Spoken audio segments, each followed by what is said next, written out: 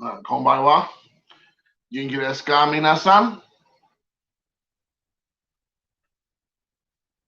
Thought I'd go live. It's open mic night here at the Pain de la Casa, or Casa de la Pain. Whatever floats your boat. I have some DOWN downtime, so I thought I'd hop on, chit chat, see anybody pops in. We can have a little conversation if you would like. And if you would not like, I don't have to have the conversation. So we will see how it shakes out. Looking forward to maybe having some nice conversation with the public at large, and to see where things go. I have the ability to do that today, tomorrow, and Sunday. We'll see, and just kind of we're just shooting from the hip right now. Pew pew pew. Drinking some old Elijah Craig. You know, is that time of the night. So, as usual, par for the course here on this channel. Here on Zombie Collector, I don't really have a specific topic or I want to discuss per se. So, I'm open to suggestions. I could have some people pop on. I can put the link in the comment section. What up, Mark from Kentucky? I really think you should change your name to Mark from KY Jelly. I mean, I'm just saying, it'd be funny. We'll play on words, you know, a little tit for tat. You know what I'm saying, I think you expand your crowd a little bit. And then when you when the microphone and the camera's right in front of you, you can slam your cards down real hard right in front of the mic. People will love it. It'll be like, set the interwebs on fire. I know you're drinking, Mark. I know you're a friend of the bubbly.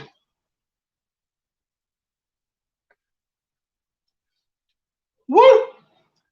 That will blow your hair back. Talking about hair, I need to get a haircut. Oh man. Maybe that's what I'll be doing tomorrow. Getting a haircut. So, man, this hobby, dude, you guys, this hobby. Not tonight. Oh yeah, you gotta work tomorrow. That's right. I forgot you gotta work tomorrow. You're a responsible young man. Man, but I was gonna say this hobby, guys. What's going on with this? What's going on with this hobby? It's crazy. I mean, like, this hobby's crazy, man. Can you believe it? Yeah, Basil Hayden's babies tonight. Cheers, as they say in Nihon. Kampai, kampai. So,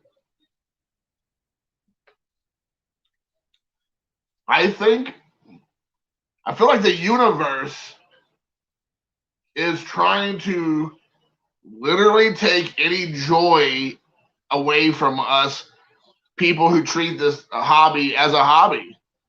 I mean, if you think about it, it really is crazy. Like every single turn, there's like a punch in the nuts and a kick in the face. I mean, we've had a year of just ridiculousness when it comes to pricing and products not being available, hard to find, astronomical prices. And then, you have the PSA and all them jacking up prices throughout the year 4 times in 1 year. And then the Monday they went, balls out. And now SGC was like, oh, hold my beer or hold my bourbon. We got something to show you. Hey, what up, Mike? Canadian Cards, Joe, Mark. Everybody, appreciate you all coming on, hanging out. But I feel like at this point, man, I mean, I just got to be real. I got to keep it 100, as the kids like to say.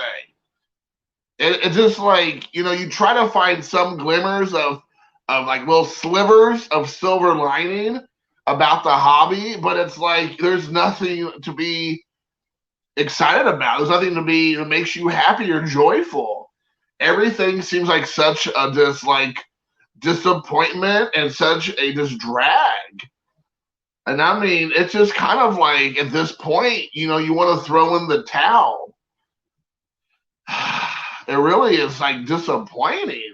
I don't, like every time you literally turn around, it's just like punch, kick, slap, tickle fight, whatever. It's just losing its luster. I mean, somebody like me who have been trying to just say, I'm going to collect my way, hashtag my hobby, shout out to Garrett. And I was like, talking about sending some cards in to get graded so I can have some stuff for, start putting away for my son, so he'll know what they're worth down the road. And hopefully there are a couple hidden gems work, some of them were for my own PC, just for kicks and giggles. Like I sent stuff that, I probably couldn't give away, even if it was a Gem Mint 10. It was like wrestling cards that I really liked as a kid and stuff like now. Some movie related stuff, some goofy stuff. I had a George A. Romero Americana, like American Pie card I thought I wanted to try to grade. I mean, just like goofy stuff. I had like the San Diego chicken grade. I wanted to see that stuff in. And I mean, you can get that graded for like, yeah, $10. Okay, sure. The card's not worth any of that. A Gem Mint 10, I ain't selling, but even if I did, it ain't gonna be nothing like that. It was just for fun. And then there's like, even that takes the fun out of it. I'm like, come on, dude. Like, seriously, it's like my mind is like blown about how ridiculous this is. Hey, what up, Diego? What up, George? Everybody popping in, dude. They're all coming up, man. I doubt it, Mark. I mean, I would like to live in that world of being hopeful, but I mean, every turn. I mean, so far history has shown us, because it's been almost literally a year at this point, that every time you think there's an opportunity to see like some silver lining, or like maybe the force is finally, setting things straight with the world and everything, it's like, no, there's still some shenanigans at play here. And it's just so frustrating, man. I mean, like, I just want to enjoy the hobby. I just want to enjoy it, and you cannot enjoy it at this point. They're like, every time you have a little bit of joy, something ruins it. And it's just like, and it just, I don't know, man. It's just so frustrating. Every time you try to think of something outside the box and try to do something a little bit more fun, it's like, I mean, when we got stuff like talking about, when I was referencing the force, I mean, I was talking to, I think, Bob a couple days ago, and Bob was like, and I know I mentioned this on I mentioned on his channel, or I mentioned in a previous video, there was like people, excuse me, going now and trying to buy a Luke Skywalker rookie card, because apparently that's a hot thing all of a sudden. Luke Skywalker's not a real person. How does he have a rookie card? He's a made up character in a movie. And now that's a thing. Now that's a thing. I mean, you got the stupid egg card. And the egg card from Allen Ginter, it was selling for like hundreds of dollars. And then I was talking to Bob, and I think somebody else was mentioning, it might have been a group text. And then there's like on Allen Ginter, like the no-name sports people, like the guy who does like table tennis, or the, like the person who eats the flipping hot dogs at the Nathan's Hot Dog Festival or whatever. Those are their rookie cards, and those cards are starting to go up. And I'm like, literally, it's like taking spam and throwing it up against the wall as hard as you can and see if it sticks or not. And if it sticks, we're going to go for it, balls out. If it slides down the wall, we'll move on to the next thing and see if we can slam that up against the wall. It is like unbelievable. I mean, like literally, guys. I mean, like there's like no way you can spin it at this point. There's like no way you can spin it. Like it is something from another world. I mean, it's like, I don't understand the come on, my back. Woo! Yeah, baby, that's a different kind of channel. That's definitely annoying and sticky. So I mean, I don't know, man. I just, you know, I've been working really hard this past, I don't know, 8 months to try to be a better Jason, as I like to joke, Zombie Collector 2.0. I think people who've been on my channel for a long time have seen. I would like to hope to see a honest and genuine change of who I am as a person and how I approach things. And I rarely, go completely off the rails like I used to. It is a conscious effort because trust me, it's boiling under the surface. It really is. It just takes the slightest little nudge, maybe it'll push me over. And I try to keep it in check. Check yourself before you wreck yourself, as I like to say.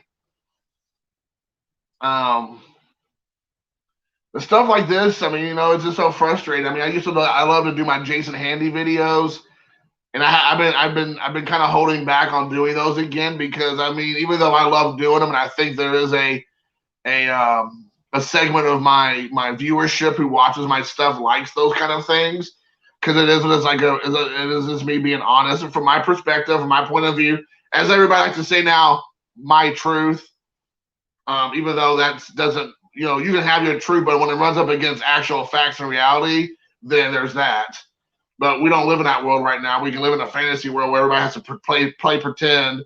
Because if you tell somebody they're wrong and you present facts, then they lose their minds and it turns into a whole thing.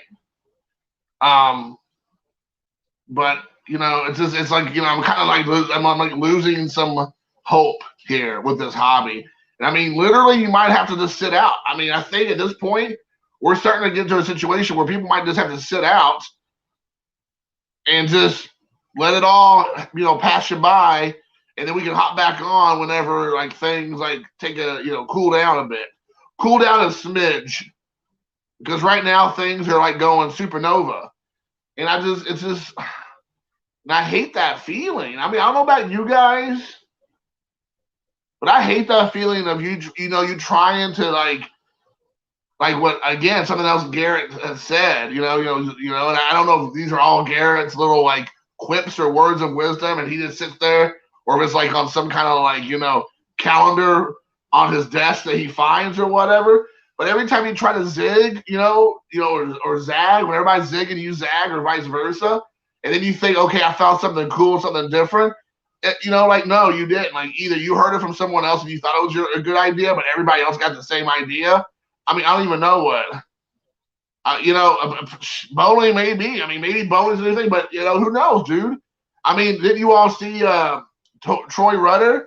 He opened up a box of bowling cards from like 1991, live on tape. And I mean, I would be halfway joking if I would just say, would that not be an option? Bowling cards would not start taking off. Vintage bowling cards that are now rookie cards. I mean, no one even knows who these people are. They're probably almost all dead anyways. And, like, it's going to become a thing. I mean, like, you heard it here first. Bowling cards from the 90s are going to take off. Mark my words. And the sad thing is, in any other situation, I would think that's a joke, but I don't know if that's a joke anymore. That's awesome, Mike. You're doing a good job, man. You're doing a bang-up job, man. Yes. Curling cards. Yes. I think maybe we can start doing some synchronized swimming for the Olympics. Maybe we can look into some synchronized swimming, or like the ribbons, or whatever that is. Maybe we can do some of that. I mean, I just don't know, guys. I mean, really, oh my gosh, like I just don't know. I mean, the thing is that you have to have money. Honestly, if you want to get any decent cards right now, because all the cards, like any cards that you really want, are going to be worth, are just getting ridiculous. I mean, when we're talking about cards of like the person who ran the 500-meter whatever, the 1,000-yard dash or whatever, they're starting to go for money. Or we got a flippin' egg card, and it's not even signed by It Cometh an Egg. It's not even signed by him. This is a non-signed card by Egg, or with an egg on it. When you're talking about that as like actual cards, it's like, come on, dude. Seriously, like where are we right now? This is not reality. I feel like I'm in what, Rod Sterling's The Twilight Zone, and it's not a fun feeling to be in.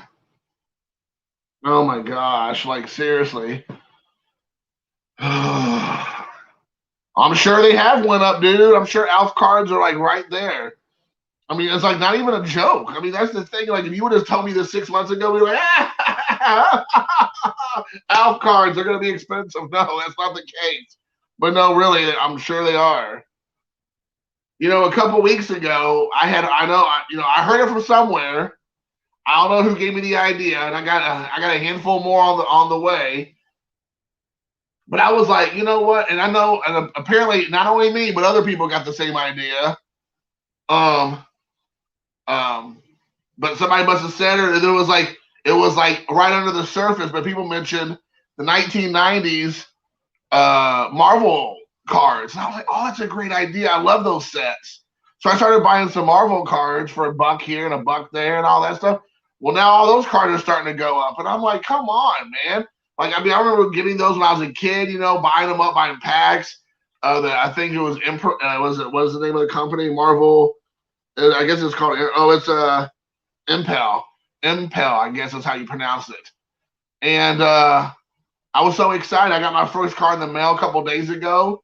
It's a Nightcrawler from X-Men. Fantastic artwork. I'm super pumped. You still can find a couple, but guess what? I mean, like not players, but like characters from those shows, from those comic books, they're starting to go through the roof now. And I'm like, oh my god, like, seriously, every part of my childhood is just like disappearing into the sunset. Let's see. I'm sorry, you saw some zombie. If you want more dislikes, make a PS. Oh, trust me, dude. I can do a PS. I can do this video right here is probably gonna get dislikes. It's crazy. As soon as you start getting political, you get the dislikes, dude, immediately, because you got a lot of in the closet, like, haters of anything that makes you, not follow the crowd. If you go against the crowd, then you got a lot of people who gets all butthurt. I'll never be on the type of skills of Jason with that. Yeah, my skill level with nunchucks are pretty impressive. Yeah, I was going. What are you gonna say? I was going to Marvel like 2 years ago. Has it now? Yeah, exactly. It's too late. It's too late. You got that right, Victor Negron. That's for sure. George, pump and dump, baby, pump and dump. Yeah, I mean, like, that's the thing is like, and I'm not trying to say like at all that I came up with the idea of like buying some Marvel cards up. Not at all. I heard it from somewhere a week or two ago, maybe. And then the person who was talking about it, I don't even think they were that big of a YouTuber at all. So maybe he heard it from somebody else. You know how it all works. It's beyond my limited understanding of how the world works when it comes to this stuff. And I mean, like, I'm trying to get some cool cards. Just like guys, I'm not trying to get boxes and sealed wax. I'm not trying to get 800 cards. I'm talking about getting one card once in a while, and it's like $2, $3, $4, $5, $6. And I'm like, these cards literally were like a nickel a month ago, but people were like, oh my gosh, let's go for those Marvel cards now because, the A cards going crazy. Like, it's the next progression. It's like nuts. Oh, yeah, man. YouTube Hall of Fame videos, man, they get a ton of, because that's a combination of a couple of things we can talk about, One, people get butthurt because you didn't vote for them. So, thumbs down on that, right? Second, they think that you're not doing it the way you're supposed to do it. Thumbs down for that. Then you mention somebody they think you shouldn't because they think that person's a jagoff. Thumbs down for that. Then you talk positively about Mike or Baseball Collector. You get a thumbs down for that. So I mean, this is like, or like in my case, you try to be like somewhat decent again and try to be like a decent and normal person, and then you get a thumbs down for that. It's like, no, I want you to be an a-hole, Jason. Like, that's what I'm coming here for. If you're being nice, well, thumbs down, bud. So yeah, I mean, I've been getting thumbs down since, I don't know, 2017. Welcome to the club. I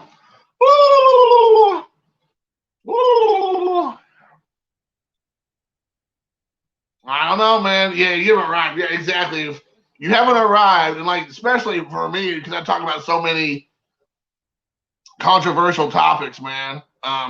It's always a thing. I mean, it's always something that I know people are gonna. I mean, and even though I've like slowed down and uh um and I'm a little bit more mindful of how I say things. Or all right, man. I'm kind of just talking right now, Will. Man, I'm not. I might have people join in a little bit. I'm not trying to blow you off.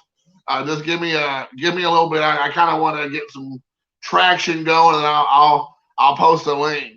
But I mean, honestly, I think if people, hold on, George. Sorry, I missed what you said.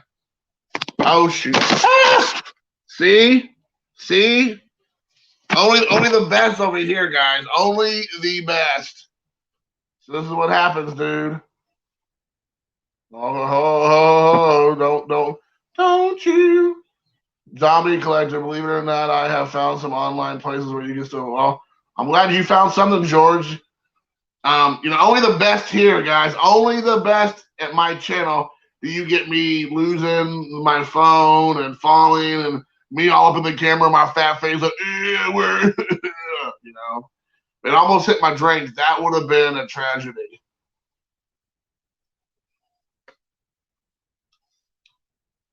No one wants to see a dude prancing around on any field. I don't care what it is. If I want to go see theater or a musical theater or drama, then I will go. If I want to go see the Nutcracker, I'll go. I do not want to see that when it comes to my sports. But guess what? Luckily for me, since I don't watch football, it's a real non-issue.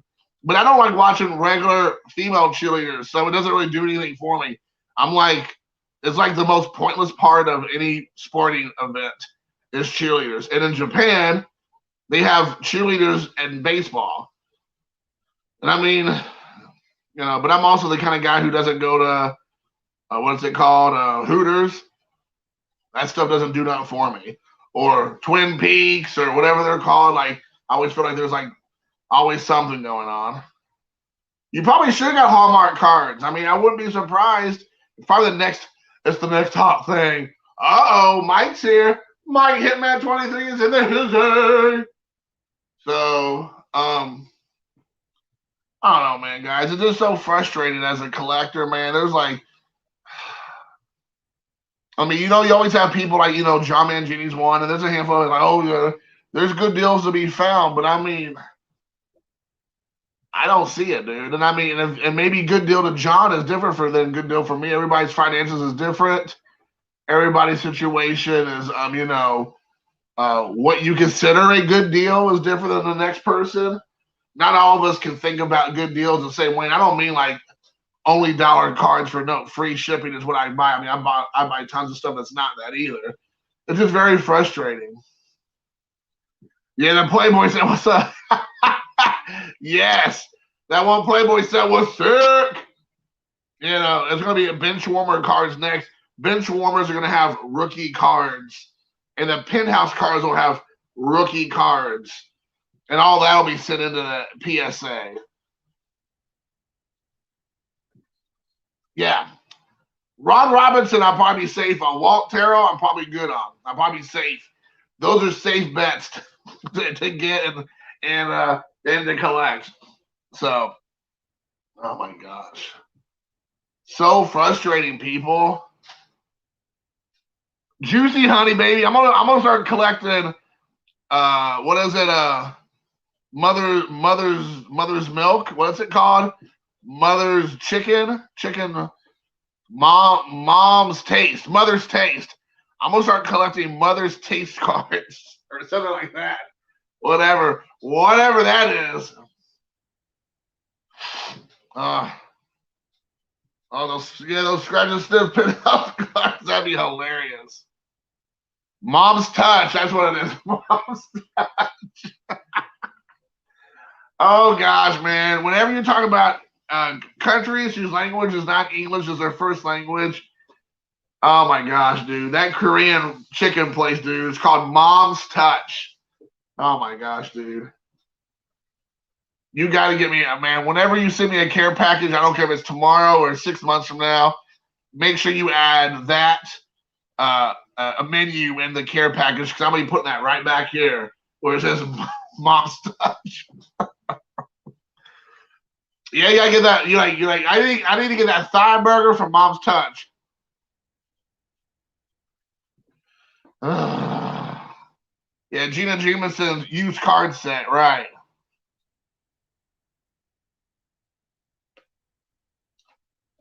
That's unbelievable.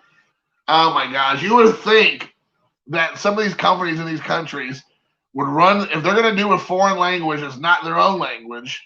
You would think that the person would have it cleared by their legal team or foreign team, even though they might not be they might not be taken to a foreign country. But if you use a foreign words as not your language, you would have that checked beforehand.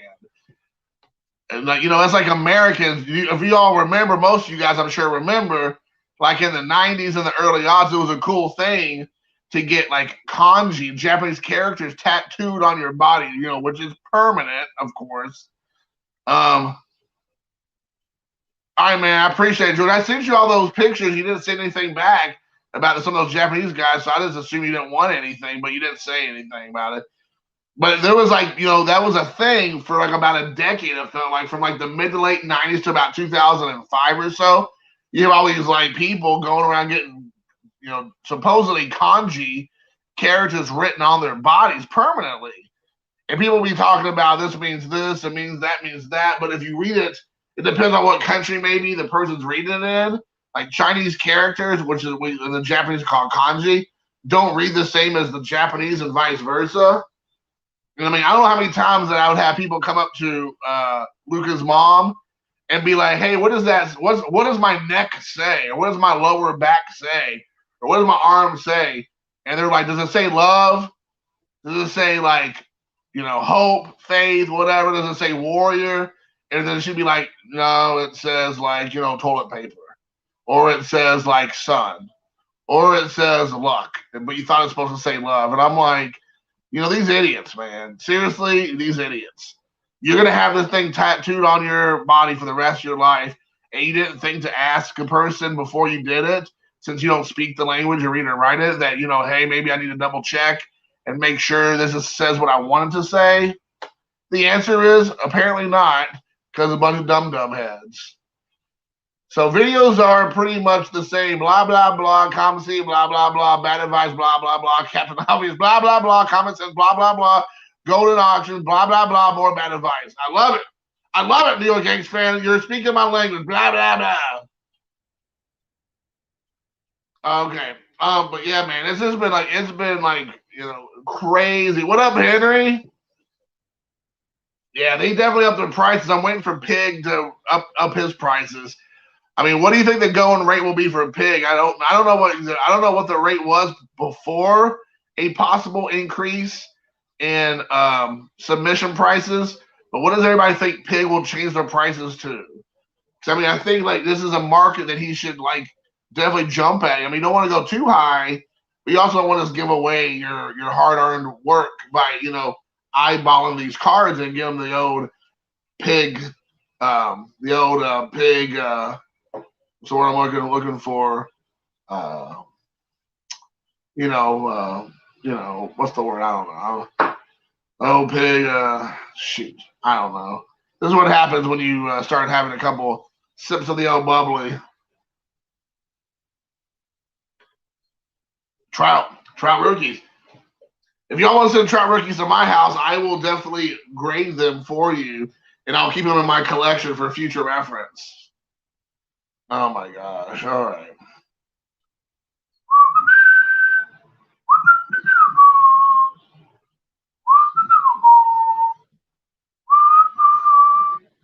Hold on a second, ladies. I'm trying to do something here without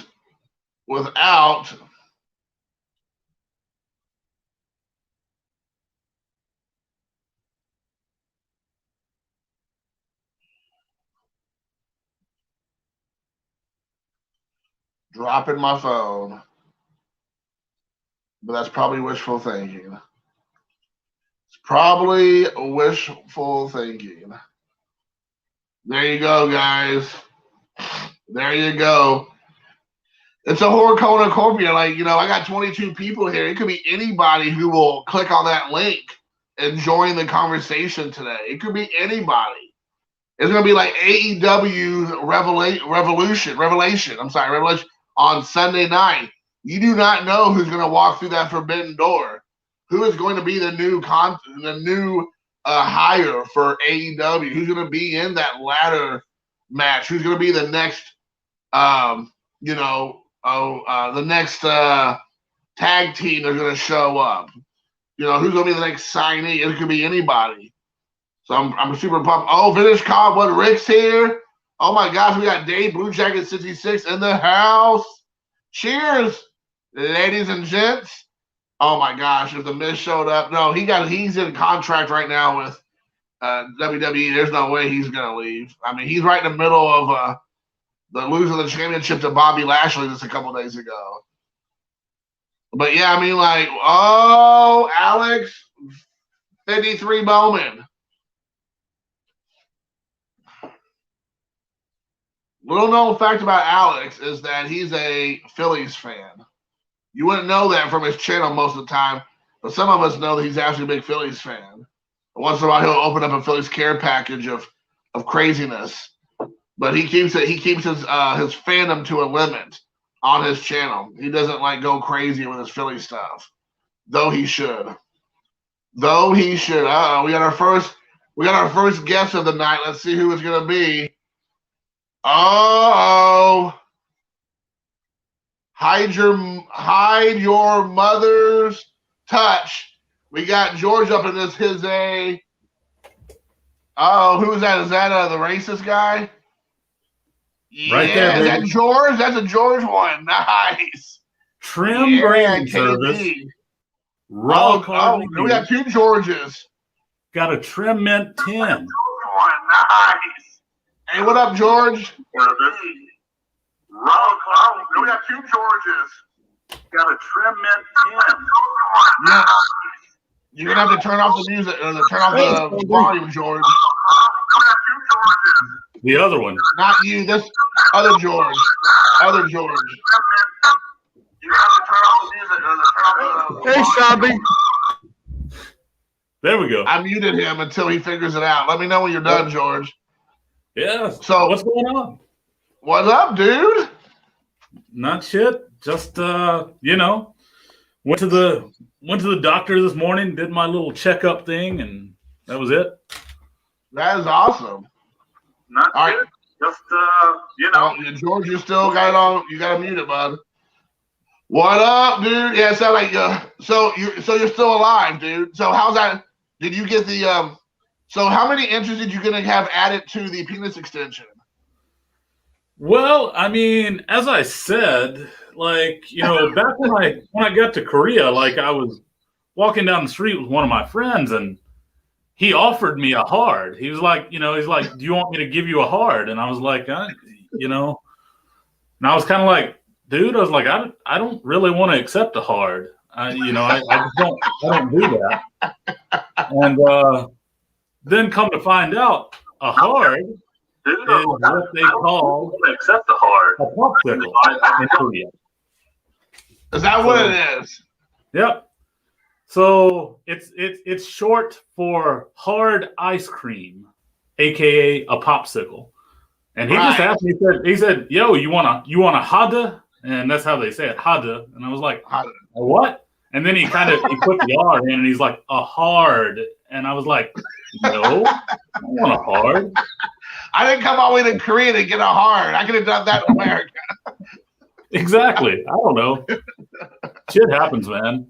Oh my gosh.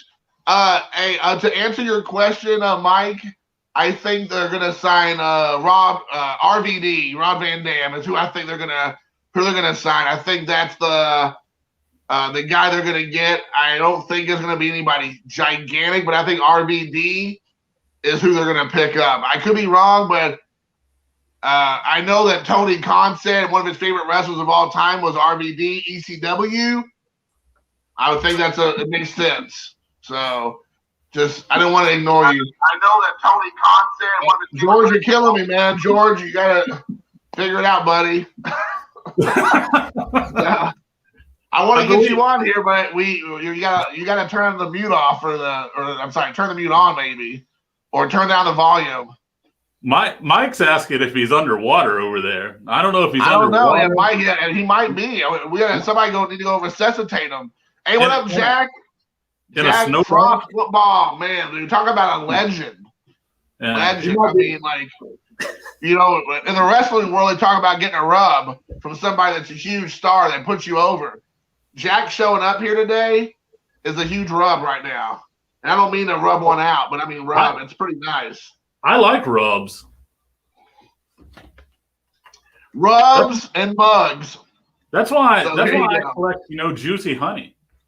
Juicy money. But yeah, juicy man. Honey, so I'm gonna ask you, George. Yeah. Did you pick up anything this week? I know you got back to being like an adult again because you had to go back to work and like actually leave your residence. So how was your collecting this past week?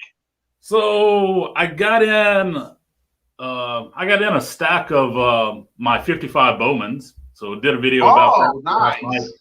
So got in a stack of 55 Bowmans. Actually, I bought yesterday. I bought a Goldschmidt rookie, PSA 9 rookie, here in Korea. Nice. The guy he was selling he had a PSA 9 Goldschmidt and a Bowman Sapphire Luis Robert for sale is like a package or whatever. And I was like, I don't want the Luis Robert. I want just the Goldschmidt. I was like, will you sell it single? And he was like, yeah. So bought it, paid about $30 for it. So not bad. Well, I know you like to pay $30 for a package anyways. So that doesn't surprise me. Mike's going on, guys. I'm just here to see if George Buss needs AAA for submarines or something. He's gonna phone a friend, George. You gotta phone a friend, brother. I know. I'm gonna see if we can unmute you. AAA for submarines. I hope it's still going on. George's like, I don't even care anymore. He's like, I'm just gonna show cards. I'm done with trying. George is like, screw you guys. I'm just showing cards. Oh my gosh. You guys go ahead and talk, and I'll just be the fluff in the background. Right. He's gonna keep everybody. People who want to come here and actually look at cards, George got our backs. We can talk about completely different topics. Oh my gosh. You got to look at the cards through frosted glass, I think. Yeah, I feel like I'm in a Christmas movie. Yeah. Oh, here we go. What's that? What card is that, George? Yes, I think. Hey, Sambi. I feel like I'm in a Christmas movie. Sambi. What's that? What card is that, George? Sambi. But there's a place that you can get cheap, even PSA credit cards for I get 2 a month for $22, and the history, the lowest grade I got so far was a 7. Is he on one of those ham radios or what? George, you're killing me with the I think mic. he's With the talking mic through a thing. can. Ask him if we can get more feedback on his channel. I know, George, you're killing me with the microphone, man. You gotta turn the volume off. Like we can't even hear you. Yeah. I feel like it could be any moment now. It's gonna be like a poltergeist. like if you see that clown show up underneath the bed, you know you better run. Yeah. You just see some hand grab his head. And Right. Oh man. but so I was gonna ask you, Mike, about I want to tell you first of all, I thought you and Gary did a good job with Gary yesterday. That was a great interview you did with Mr. Elbow Sausage. Yeah, it was really good. He's and we've said this all along. We're not experts by any means, so we want to bring people on that can kind of educate us, and we know what we know, but I know there's so much there's so much in the wrestling world that we're kind of clueless to. So, and Gary came on and did a really good job and helped us, drop some knowledge our way. So it was good. I know. Well, there's a lot of history in Canada with wrestling. I think a lot of people might be remiss to realize that, because I know a lot of us in America get real hung up on our guys. And I think sometimes we just think everybody's American also. I think that we fall that trap. And we don't really realize there's a lot of people from Canada that have wrestled and has a huge history there.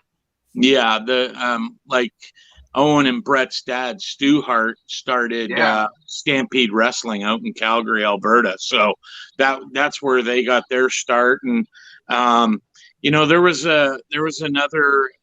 I guess it would have been like a Canadian syndicate show. It was like Maple Leaf Wrestling back in the 70s and early 80s, and they would go from small junior hockey arena from town to town, and every Saturday, they would have a wrestling show. And that's how my dad took me as like a 7-year-old kid in the early 70s, and we went to the old Hamilton Forum, which it doesn't even exist anymore. And the old farm team of the Detroit Red Wings used to play out of there, the Hamilton Red Wings.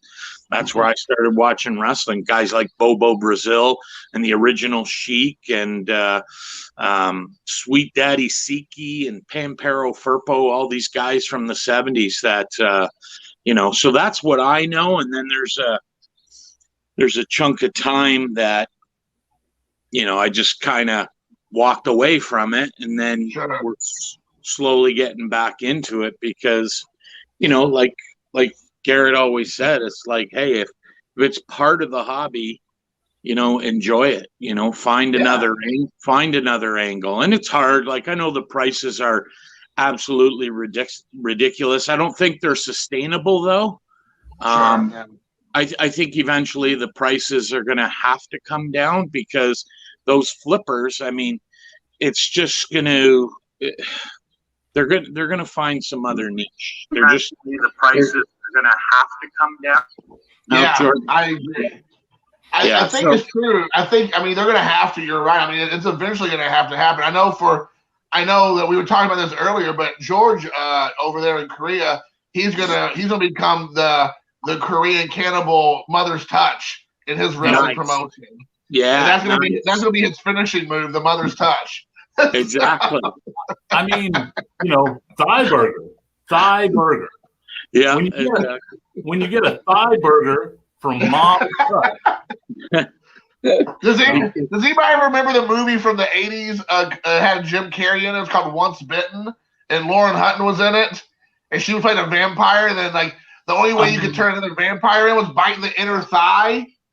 No, I don't recall. I vaguely remember, seeing maybe part of that movie. Yeah. Yes. Wow. So, like, it was like a flip on the thing where the female she was a vampire. She was like the head, and the way she would turn, like Jim Carrey's character, like, you had to bite him on the inner thigh. So that could be your move on the thigh burger. You could just bite your victim on the inner thigh, and that would be the finisher. I mean, Mom's Touch thigh burgers, juicy honey nipple relics. All right, because a juicy honey card. I don't know if you guys know about the juicy honeys, but like they take an imprint, like a dental imprint of the woman's nipple, and they like put it on a card. So it's like a bat. So it's like a bat knob relic. Yeah, exactly. It's a nipple relic. You can get nipple relics. You can get bush relics. I mean, nice. It's a bat knob relic. Yeah, exactly. There we go. Oh. Just came up for air. I keep trying to get George Buss on here. Like I keep giving him every minute or two to see if he fixes the audio, because I want to get him on, but no, we can't. If we do, then we're gonna hear. Can you hear me? Shelby. I want to get him on. There we go. So it happens. See, I'm trying my best here. Like I'm trying to be an equal opportunity. Can you hear me? What's happening right now? George, are you purposely doing that?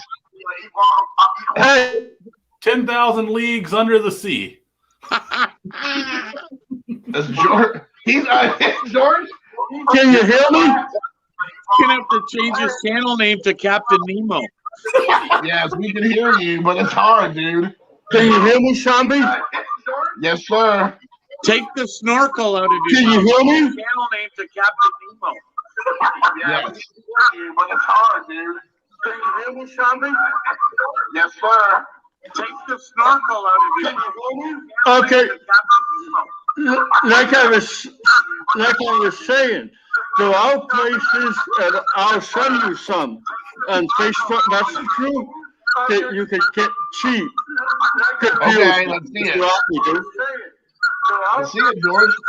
I'll send you some on Facebook Messenger that you can get cheap. George, we're not gonna be able to make it work, dude. Hey, George, I'm gonna have to remove you from the stream because all we can hear is like your reverberation on your microphone. Pretty sure that was Flipper. Flipper was Anybody out. got any I need Q-tips. Yeah, I mean, sorry, George, we couldn't do it anymore, buddy. We couldn't hear you, and we couldn't hear ourselves. So, if you get it fixed, let us know. But you gotta be careful. So let me. I was gonna ask you now. I know that how Mike likes it, wrestling, but I never really asked you, George. Were you ever? You and I are around the same age. Did you grow up at all as a wrestling fan, or do you have any memories of wrestling, or was that just not your thing? So, yes and no. All right, yes and no. So, So I'm from Mississippi originally. That's where I grew up at. And there's a well-known guy from back in the day that's from just down the road from where I grew up at, called Junkyard Dog. Yes. Junkyard Dog. Yeah, he was from Mississippi. And so he grew up in the next town over, or he was from the next town over where I grew up at.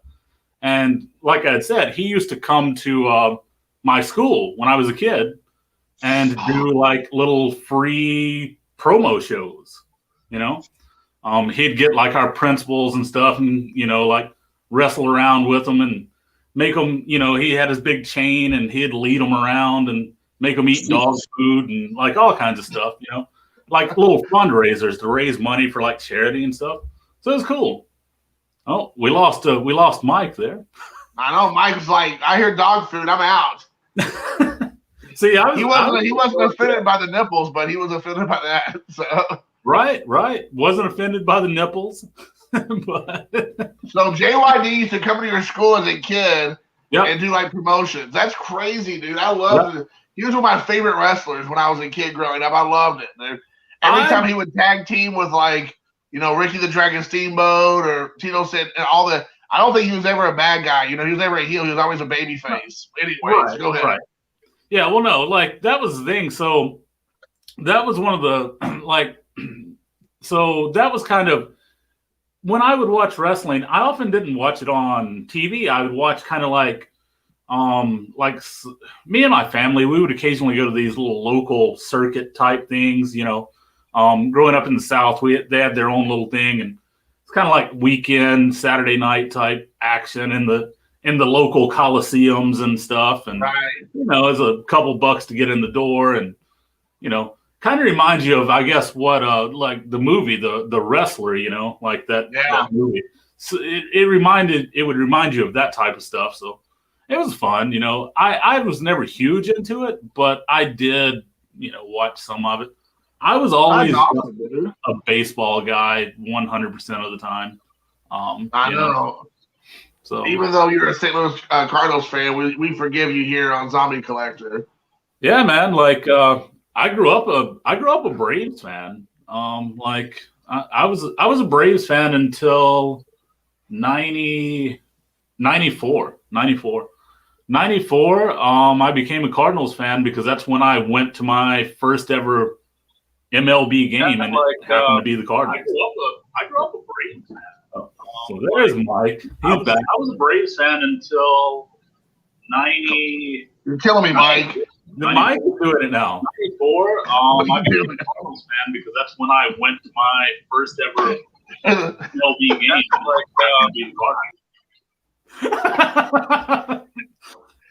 See, well, I feel like this, I guess, becoming cursed. this live stream. Yeah, exactly. It's like, but yeah, that's how I became a Cardinals fan. Though it was just like that was the first MLB game I ever went to. Sure. And it was amazing.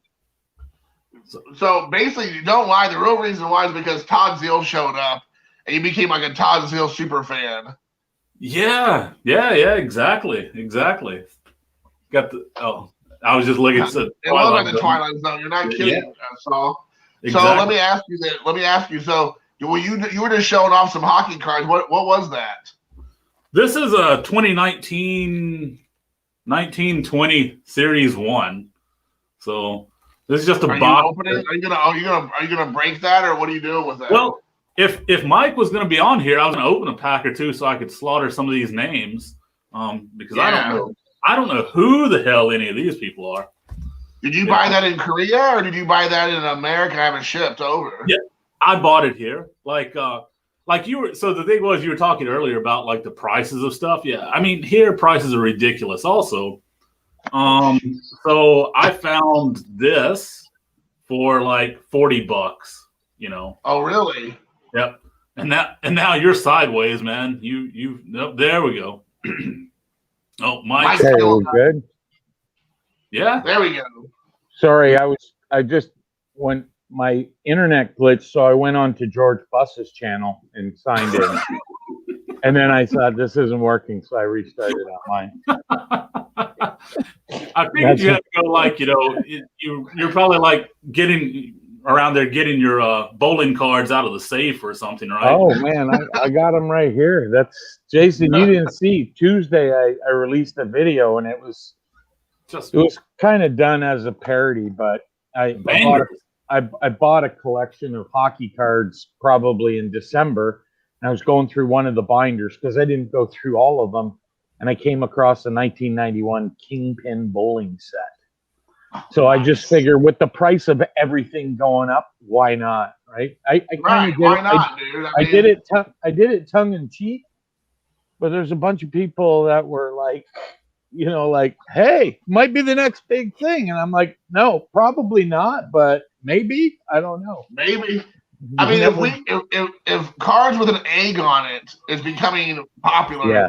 Surely bowling cards have to be in the realm of reality at this point. The best story I got from that was the famous video of the bowler Pete Weber, where he wins that one championship and he freaks out and he's not making sense and is yelling.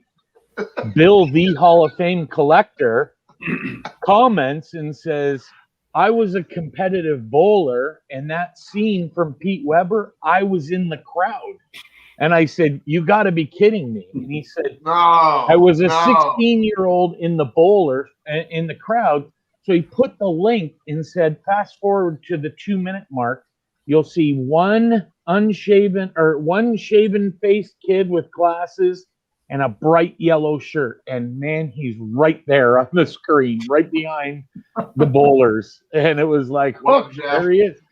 Oh my gosh, dude. Oh my gosh. That's crazy. Yeah, it was a pretty funny story. That's like, I don't know if you all follow Josh Impact Player. He doesn't do a lot of videos anymore, but he had that card. There's a baseball card where King Griffey Jr. is running up the wall to catch a ball. At Tiger Stadium. He's in it. At Tiger, he's in the card. You know, that's so cool, dude. I mean, that is amazing. That's one of I don't have those kind of cool stories myself. Yeah, that's one of Griffey's cool catches where he climbs over the wall, and I remember seeing the video, and Josh said, and there's 13-year-old me, like right beside him. So that's so awesome. Cool. Yeah, it was very awesome. Hey, George Buss, it's okay, man. I wanted to have you on, George, but obviously the mic thing's not working. Once you get it figured out, you know, we'll get you on, man. I really was trying I was trying hard, but I appreciate you trying, big guy. Thank you for hanging out. What people need to do, Jason? Sorry, go ahead, sir. People need to do when they get on is when they click the link for the StreamYard, they have to click off the YouTube. Yeah. So that's all you're on is the StreamYard. Otherwise, you're going to catch both. Right. Exactly. And actually, one of the things that some people might not know is like if you like basically just mute the YouTube, like when you hop on, immediately mute YouTube, and you can then like click in the YouTube chat and pop out your chat window, and so you can have the regular YouTube chat window up like while you're running StreamYard. Gotcha. Which is nice. So because I know like if you're like Jason and you're hosting it, you're running it, you can see the chat, but like Mike and I can't. But I can see it. I can see it now. Yeah. Well, look, I'm gonna make you're the star of the show right now, George. What? Yeah. What happened? You want me to share something? No, I'm still learning, dude. I'm such like a virgin when it comes to this, like Madonna sings about. So I'm trying to like learn these things, you know. So I'm like the most like what's the word? Technologically unsavvy guy in the world. So right. But what's this? So Mike, I gotta tell you face to face, man. I don't know if you had heard because I'm a pretty obnoxious person, both on and off camera. But people told me about your Snoop video back in December or January. Oh yeah. And I was like, I'm in a group chat with a few guys, and they're like, oh, we're gonna do this thing with Mike Canadian Cards and blah blah blah. And they told me about it, and I'm like, dude, this is gonna be a dumpster fire of a video. Like, I don't know what Mike was thinking. Yeah. But it's gonna go over like a lead balloon, like the Hindenburg. And I'm like, this is gonna be like Mike Baseball Collector burning those cards in real life again. Like it's gonna be like that kind of like outcry. And then I watched that video, and I gotta be the first. Like I've always tell people on my channel, like I can admit when I'm wrong. I swallow my pride. Like I'm okay to say, you know, hey, I made a mistake here, and I gotta tell you publicly, like that was by far one of the funniest things I'd ever seen in my life. And I was laughing, and I mean, like I honestly had a part back in my mind. I was like, I don't want to enjoy this. I don't want to like it because I feel like it's just like not a good idea right now. Right. And then when I saw that, I was like cracking up. I was like almost to tears. Yeah. And I mean, I just want to tell you publicly that was like literally like such a hilarious like lampooning of the video from the previous year that I'm sure you've heard it from everybody, but man, that was awesome, dude. I just want to tell you that was such a great idea. It's kind of one of those things that, you know, when I'm always a big proponent that like you can't take anything too seriously. Like you just gotta have a fucking good time, right? And you know, like people say, this is a hobby. You just gotta enjoy it. And if you have a few laughs every once in a while, and you know, people can kind of laugh at each other and laugh at themselves. That's what it's all about. I mean, when I had the idea, when it first happened, I thought that's like an epic rant that needs to be recreated at the National. So I was going to have cue cards made up and take them to the National and then hit someone up and say, hey, will you read this segment to me? And then I would just mash it all together. But then there was no national, so I had to get the cooperation of everyone sending in clips. But I just have to tell you, two guys that I thought did a fantastic job were Dave Blue Jacket 66, because he sent me his segment of the video. Then he sent me another, like he was freestyling it, talking about Mangini knowing like karate and pulling out panties out of his. So I had to include that at the end. But Vintage Oddball Cards Rick, if anyone out there hasn't seen the video, it's Oscar worthy. And Yes. we purposely, I tried to purposely get guys who are, you know, not as excitable to do the excitable parts. So even Alex Bowman 53, his was, you know, because Alex talks in a very calm and serene voice, and for him to start dropping F-bombs and you mother effers and stuff, it was hilarious. We had a good time putting it together. So this is a good question, and maybe you already answered on your video before, Mike. But did anybody that you reached out to, you asked, they declined to do it? They just didn't want to be involved? You don't have to say a name if you don't want to say names, but just did anybody say no? There was a couple. So what I did was I needed about 15, I think was the count. I needed about 15 clips because everyone, you have to wait for pauses in Snoop's video. So I had to go through it and go, okay, that's a stop point.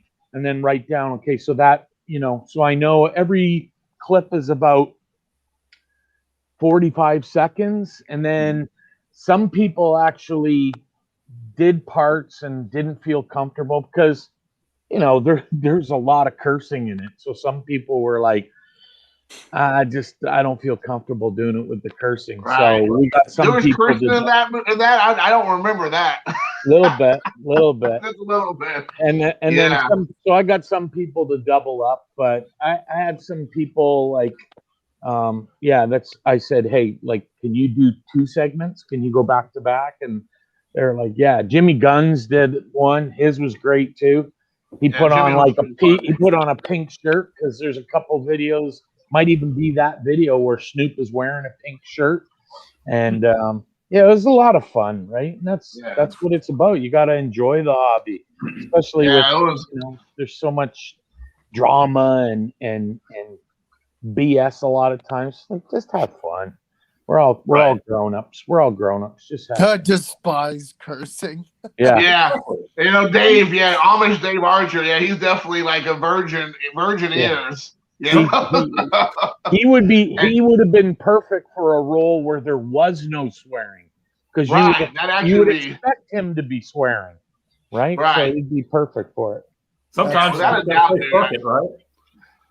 I mean, you definitely nailed it on the head when you said, you know, Rick and then both Dave had were like the highlights of the video. Everybody did a good job. Not taking anything away from anybody else, but man, those guys. I mean, oh my gosh, dude! Yeah, I was caught up. It's just so like jarring to see Rick cuss. That's the thing. It's just jarring because he's like such like, you know, mild mannered, down to earth, like real. Is like he's like right. I mean, he's like in the camera, right? I mean, he's like in the camera. You're like, whoa, like, you know. Yeah, that's not Rick. But the best part was getting them all sent in to me because I could kind of watch them. And when Rick's came in, I'm like, we have a winner. Like, this is fantastic. And he's like, I don't know if this is going to work, Mike, but here you go. And I watched it and I'm like, perfect. You're like, cut we got and this. scene. Yeah. So Rick said he's looking for his royalty check in the mail. Yeah, it's coming in. That's awesome. Yeah, it was fun. So, what's up, Will? Thanks for popping in with us, dude. Always. What's up? Yeah, what's up? You're gonna say something, George? Go ahead, dude. I'm sorry. So, while you guys are talking, man, I'm just gonna. Hey, Mike, I'm gonna open this. Up, and I'm gonna I messaged you and I said that I was gonna like massacre some names a while back and. Yeah. What sport is that? KBO. Little hockey, little Little hockey. hockey. It's the Well, only I get it. sport Something I don't know. You know, in Canada. So Mike, all right. Yeah. I used to work for a goalie. I used to work for a guy named Jeff Dudich. Jeff Was his Dudich name? Yeah. probably He didn't was- make it to the show, or if he did, he was there for a cup of coffee. That's about it. He so basically he was from Quebec, I believe, is where he was from. Okay. But he actually like ended up playing, you know, like kind of the minor system in the US. Yeah. And he ended up playing for the Knoxville Speed is what the name of them were back then. Probably the East Coast Hockey League. ECHL. Yeah, so he ended up playing for the Speed, and he ended up settling there, and that's where I was living at one time. Oh, very nice. He became the head greenskeeper of a golf course I worked on. Nice. So, Cool. so I worked for him, and awesome guy. We butted some fucking heads. I'm talking about we almost had a knockdown drag out in the middle of the work. I walked out, told him to go fuck himself. You know, all that kind of good stuff. Like people were like heads were around the corner, like looking at us. People were wondering when they were gonna have to come through the door and like break us apart. And like I wasn't backing down, he wasn't backing down. We were just ready to fire off in the middle of the workplace. Nice. Nice. And I think that comes from the hockey type stuff for him, and then me. That's just my character as well. And so anyway, a few months later, I felt bad about it. He felt terrible about it. We apologized, and I went back to work there. That's awesome. Good. Speaking You all kissed and made up. That's great. We did. So speak of hockey, Yeah. rest in peace, Mark Pavlich. Yeah, he passed away today. He was on the U.S. 1980 Miracle on Ice team. Supposedly, Or last night. supposedly, I'm not trying to be judgmental to Canadians, but they hate that. They don't think it's a real because Canada didn't send their best players. Yeah, so the whole situation with that is, and that's it's like how basketball was in the Olympics back in the day. So the U.S. would send their college players, and then Yugoslavia and Russia and the powerhouses. Weren't they military? Who? The Russians were military, weren't they? Yeah, it was the Moscow Red Army. But what I'm saying is all the European basketball teams, they played in the pro leagues. That's Carter Hart. That's a cool card. And then they allowed pros in, and that's when it all became legit because those Russian Red Army teams that the U.S. beat, there you go. He's cool, he's cocky, and he's bad. The Russian Red Army team, they were all professionals playing in Russia. So yeah, you know what's so funny is I've never been to an NHL game. My dad grew up in Minnesota. I'm from North Carolina. Love the Penguins. Love the Hurricanes. yeah, I've been to minor league hockey games, but I tell you what, I grew up in the 90s, and I don't watch a lot of hockey on TV. I do occasionally. Love Joe Sakic. Love Jumbo Joe Thornton. Love all Canadian hockey players. yeah, it's good times. Good times. Probably my favorite American-born U.S. player. Oh God, maybe Madonna. Has to be Mike Madonna. Well, Carlos is in the chat because I'm Carlos. He's a Mike Madano super collector. Oh, Madonna's crazy. He's I also liked. I loved probably who I grew up loving was Jaromir Jagr. Yeah. And then who is it? The one who played for the Penguins. Lemieux. Yes, Mario Lemieux. Loved Mario Lemieux. Accent smash demolition. Yeah, my dad grew up in Minnesota, so he was a diehard North Stars fan. Diehard. Very cool. So I still have yet to go to an NHL team. Very Who's your cool. team? Montreal Canadiens. You can see it right over my shoulder there. Best team in hockey ever. Yeah. So what you're looking for there, George, is you're looking for any young guns, and Yes. that's Series 1. So you're looking for Quinn or Jack Hughes. Is Right. is What about like Emilio Estevez or Charlie Sheen They're or in Diamond series. Phillips? They're in Series 11. This is the guy right here, old Johnny Toes. John Taves. Johnny Toes, man, Toes. Yeah. Johnny Taze. Is Aho last year or this year? Who? Sebastian Aho. Oh, he's a few years ago for Carolina. Yeah, he's a few years ago. Yeah, I'm a diehard Checkers fan, so I remember Aho. I like Charlotte Checkers. Teravainen. Yeah. So let me ask you, Mike. Yeah. So what is a hat trick in a hockey? 3 goals in a row, or it could be. Oh wait, no, not three. In a row. 3 in a game. Three in a row is called a natural hat trick. Okay. But a hat trick is just 3 goals. Don't they throw like teddy bears on the ice or something crazy? No, that's a charity thing that's usually done. It's called the teddy bear toss. What teams will do is you bring a kid to a game and they bring a teddy bear and that kid gets in free.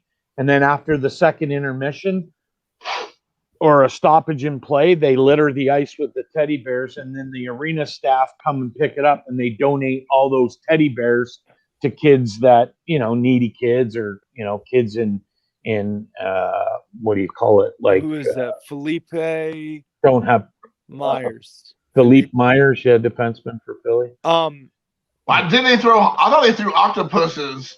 That's in Detroit. That's in Detroit. Dude, can they still do that, or people lose their minds nowadays? They probably can't do it anymore. There's an issue with that. They've stopped it. They used to do it at the old Joe Louis Arena, and then the ritual was the head Zamboni driver would walk out, pick it up by the hand, and then wave it around because it was dead. They would buy it from a fish market. Zombie, you know what I would say?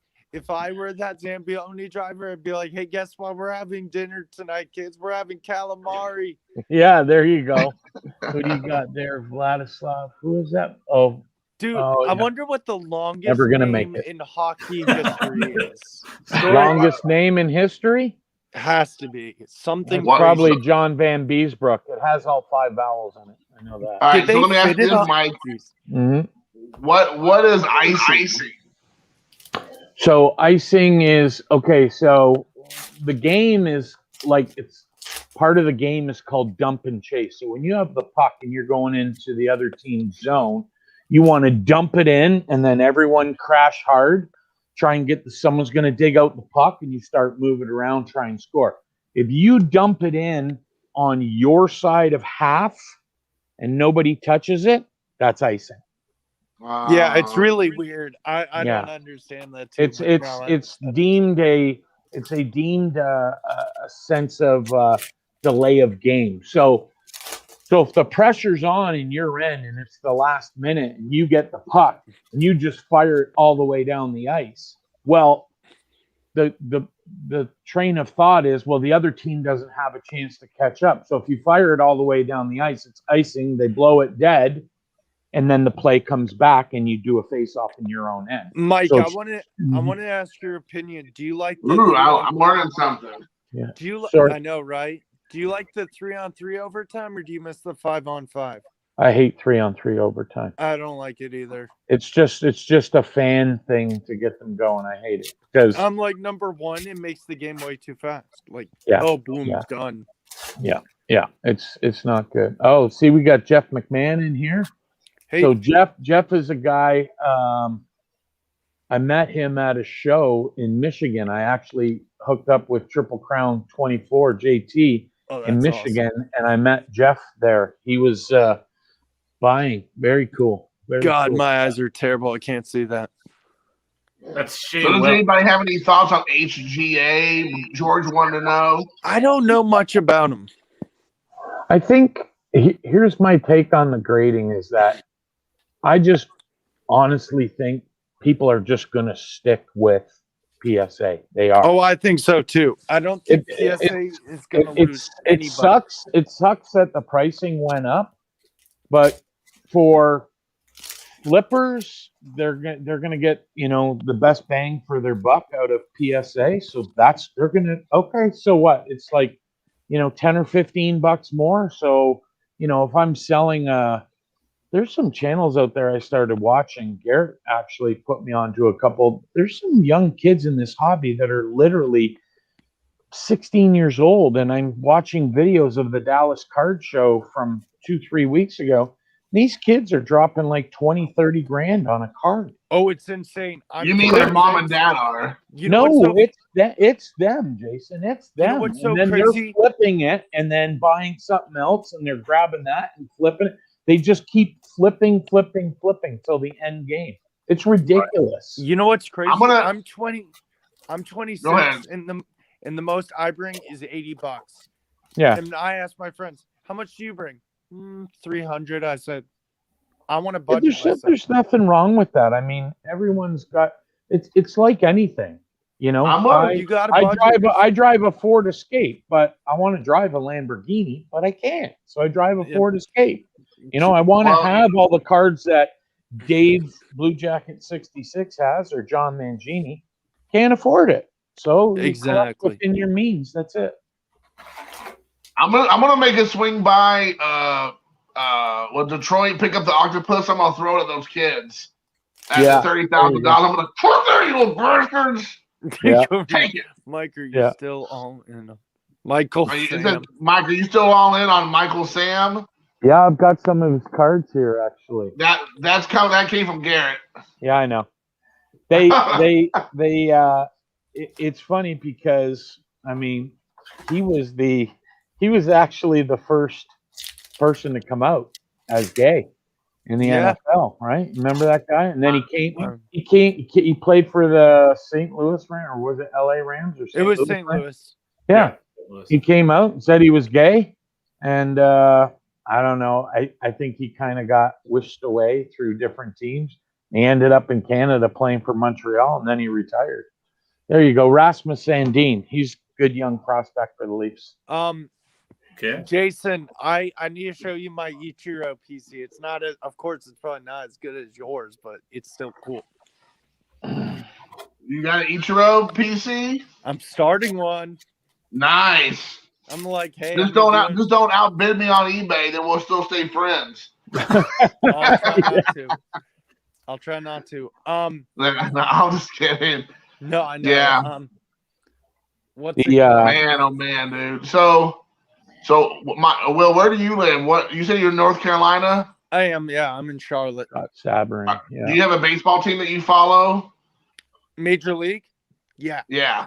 Well, I'm from Stamford, Connecticut originally, so the closest team is Yankees or Red Sox. And my grandma was a Yankee fan, so I'm a diehard Yankee fan. Nice. You know who else is from Connecticut? Vincent McMahon. Vince McMahon. Yeah. That's where the headquarters are. Aren't the headquarters in Stamford, Connecticut? Yeah. And ESPN is in Bristol. Vincent Kennedy McMahon from Stamford, Connecticut. Yeah. Stanford's really small. Stanford's actually not that big. Oh, but, yeah. It's surprising that Vince's ego could even fit into the town. For real, right? Yeah, I thought I was the most. He has to pay luxury tax just for his ego. I know. Yeah, no kidding. Yeah, it's probably a thing. Because when I look up people from Connecticut famous, I'm surprised I don't see my name. WVogs18 400 something. Yeah, I do the same thing in Indiana. I'm like, man, I guess I haven't. Even though I'm a YouTube Hall of Famer, I guess it doesn't mean anything to people in Indiana. So I'm gonna start my own Wikipedia page. There you go. You should.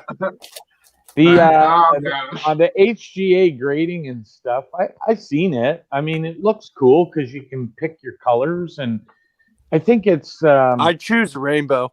Yeah, I think. I'm going to do that for my Michael Sam collection. I'm going to get the rainbow flips. Who's that? Michael Sam. Oh, huh? Braden Point. Oh, he's Is a that good one. catch? Yeah. Tom Brady, nice. I didn't know he played hockey. Yeah. Tom Brady point. Nice. Yeah, I Trick think question. He really can't do anything. yeah. Hey, trick question. Where did Tom Brady get drafted in the MLB? I didn't know he got drafted in the MLB. He The did. Baltimore Orioles. Nope. I have The no idea. Montreal idea. Expos. The The Expos. Expos? Oh, okay. Expos drafted him. Yeah, So he could have been a Washington National. he could have. Yeah. Yeah. I think he probably picked a better option. Yeah, he did okay. He did okay. He did okay. I mean, like, the jury's still out, but I think, you know, he has a good case. Yeah, he did all right. He did all right. He did all right, yeah. I think he'll probably be okay. I think his family will be set for life, I think. Yeah, they'll be fine. Right. Who's the most person you collect in your Japanese collection? Is it Ichiro because he has the most cards? Yeah, Ichiro's probably I probably have more Ichiros than anybody else, but I mean, honestly, I got a ton of Otani, Yu Darvish, Are you Kenta into Maeda, Akiyama. I'm starting to get some of him. I mean, I didn't watch 2020 baseball last year. I didn't buy any really baseball in 2020. KPO? Did you watch the games on TV when ESPN did them? I watched a little bit. I know that George, he's famous in Korea. He's like the round guy with the clown wig dancing around at the Korean baseball game. I know. Hey, George, I actually just recently subbed to you. I'm like, hey, I need to check this guy out. Yeah, man. Like, yeah, I subbed back to you and everything. Yeah, I'm the round guy wearing the green wig, like making TV appearances, getting stopped for selfies in the parking lot. Like, is it true Daisuke Matsuzaka is back in Japan? Oh yeah, he's been back. I'm like, my friend and I were talking about like old Japanese pictures. I'm like, do you remember Hideki Okajima, Daisuke Matsuzaka? Yeah, Okajima actually was a pretty good ball player. He did all right for the Boston Red Sox. Like, he wasn't really like he really wasn't a bust. Yeah. Matsuzaka was a bust, but not Okajima. He did okay. But you know who I loved from Japan is Matsui. I love Hideki Matsui, man. I got to see him play. His rookie year, 2005, he came to the Cincinnati Reds. It was the first time the Reds played the Yankees in like 100 years or something crazy because they hardly, because they had just started getting used to doing the interleague playing again. Yeah. And the Reds and the Yankees never really played whenever they started that back up again. So that was the first time they did. And I remember getting to see, and Matsui hit a home run. I about lost my mind. It was so cool. I was like, oh my gosh, this is awesome. You know what? You know what would be cool? You know how they did a London game, I think last year or the year before? Do a game in Japan. Do you know how many people would go? It's probably packed. It's probably like wall-to-wall people. Yeah. Jason, I was going to ask you, do you follow a channel on YouTube, Prestige Collectibles? You follow all the Japanese cards and stuff? I think his name's Robert. Yeah. Yeah, I just got onto him a little bit. Like, I find it very interesting. He's at I seen him at the National. And then I didn't know he had a YouTube. He reached out to me a couple months ago, maybe about 6-7 months ago. And he was talking about one of my videos because I was talking about Japanese ball players. Mm-hmm. And then he said something just like, I made a comment about something, but of course he knew a lot more information about it. So he like wrote like a 3-paragraph response. And I'm like, who is this guy? So I clicked on him and was like, this guy. And then I went to his channel, and at the time he had like 8 subs. So like, I actually voted for him in the YouTube Hall of Fame. I thought he deserved to be in there. Right. I mean, because he does something completely different than any of us. So at least I can speak for myself. Yeah. And I don't think he still had probably like maybe 20 subscribers. He still has very few. Really? Dude, he has so much great information on his channel. Well, it's funny because when I seen one of the videos, I have to be honest, when I seen him at the National, I didn't really stop and check it out much because, hey, there was a bunch of people he was talking to, and I didn't really know who was who. And but then I watched a recap. I think Beckett Media did an interview with him and it's on his channel, and he has the Taro O player. It's not a Haruo, yeah. Yeah, he's got like a ton of his cards, like just like all kind. And I guess one of the big collectibles that they were asking that he had was when major league teams were going over to Japan and playing exhibition games, the ticket stubs from the games are just worth $100-$150 a pop, which is right cool. now. For people who care about the history of of Major League Baseball that connected to Japan, there's a couple tickets right now that's on eBay that was the Brooklyn Dodgers playing in Japan during 1955. It's on eBay right now. So if you like that kind of thing, and the guy was selling them for like really cheap, it was like $15 a ticket or something. Wow. It's all in Japanese and all that stuff. Now I thought it was pretty cool. So I mean, it's definitely out there. Did you buy some? I'm sorry? Did you buy some? I didn't buy any. I mean, it's because right now I put myself on a temporary hold on buying because I've been going crazy the last couple of months. I've just been buying stuff left and right, and I've been kind of putting myself on a budget, like a hold or a pattern because I'm actually going out of town in a couple of weeks with my son and his mother on vacation. And so I'm trying to be like mindful of my money, and I'm blowing it on baseball cards and left and right and wrestling cards. There you go. So I'm trying to be. Hey, what is that? Is that a Korean card? Yeah, that's a Korean card. That's a patch. Who is that? Is that Bong? No, this isn't Bong. This is a young guy. This is called M. Gi Young. He's like a Kia Tigers pitcher. He's I don't know. He kind of has a chance at having some talent, but he hasn't really shown it too much yet. But do they have different product out there?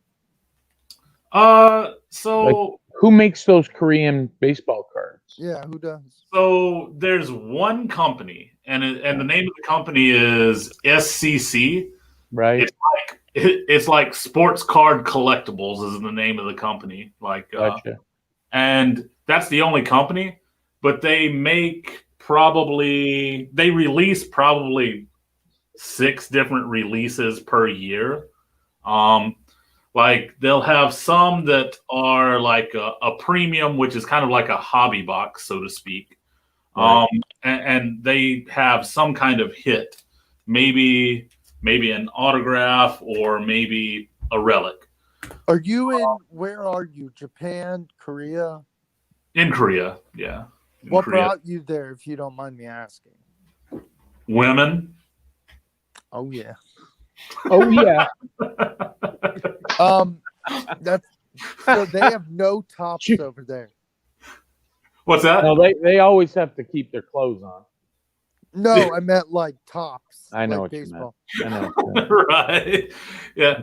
No, I mean, so there are hobby shops here where I buy just regular like MLB stuff and all that. I mean, I get all of that here as well. You have that one place you did the video on, George, which I thought was cool. It's like a unmanned LCS. Right. It's like a vending machine with cards. Yep. And you just pay the money on your credit card, and it opens up, and you take the box out. And you got a spot to rip it right there. Exactly. Is that where you got that upper deck at? No. So the upper deck came from a different place that I order from online. In Korea, there are probably I would say 12 to 15 hobby shops in Korea. Oh wow. But the majority of them aren't necessarily like storefront type places. I mean, they are. You can go to them, but most of them they do the majority of their business online, you just buy from there. Not a lot of walk-up crowd. Right. They might get like 1 or 2 customers a day a lot of the time, something like that, if that much. Makes sense. But now the unmanned shop, that's what's cool about it is the guy. So I know him, and so he does that. So you can just come and go whenever you want. All you do is when you get there, he's got his number on the door. and you call the number and you're just like, hey, I'm at the door. Mhm. He's got a camera that like that's focused in. Yeah, I'm at the Like, door. Nice. Exactly. And he just hits the remote like from his phone that unlocks the door, and you just go in anytime That's you. so cool. And so, yeah, you go in. Yeah, you hang out. You pick what you want. You know, swipe your card. Like you get it, you open it. Is there a secret handshake? That's That could be dangerous too. Yeah. No, Because exactly. it's right there, and they just take the credit card. You Yeah. open a box, and you're like, fuck it, let's do another one. And Dude, next thing you know, you're like, geez. Yep. See, I've had that happen before where I've gone in there and I was like, oh, and I called him. I was like, oh, do you have this? And he's like, oh, yeah, I've got it. And I was like, all right, well, I'm going to go get a box. And I'm like, so I get there and I'm like, I almost spent like $100 on this box. Freaking walk out and I've spent like 600 because it's like, crap. It's right there. I'm like, oh man, that box sucked. Let's do another one.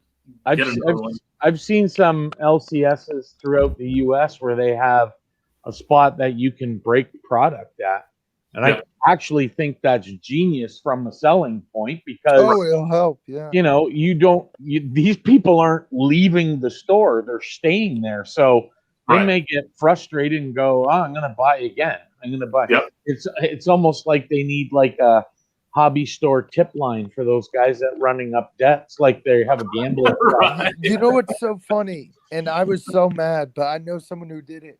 There's this LCS near me. There's two of them, both 10 minutes away. Awesome locations. And so one of them was getting brand new display cases.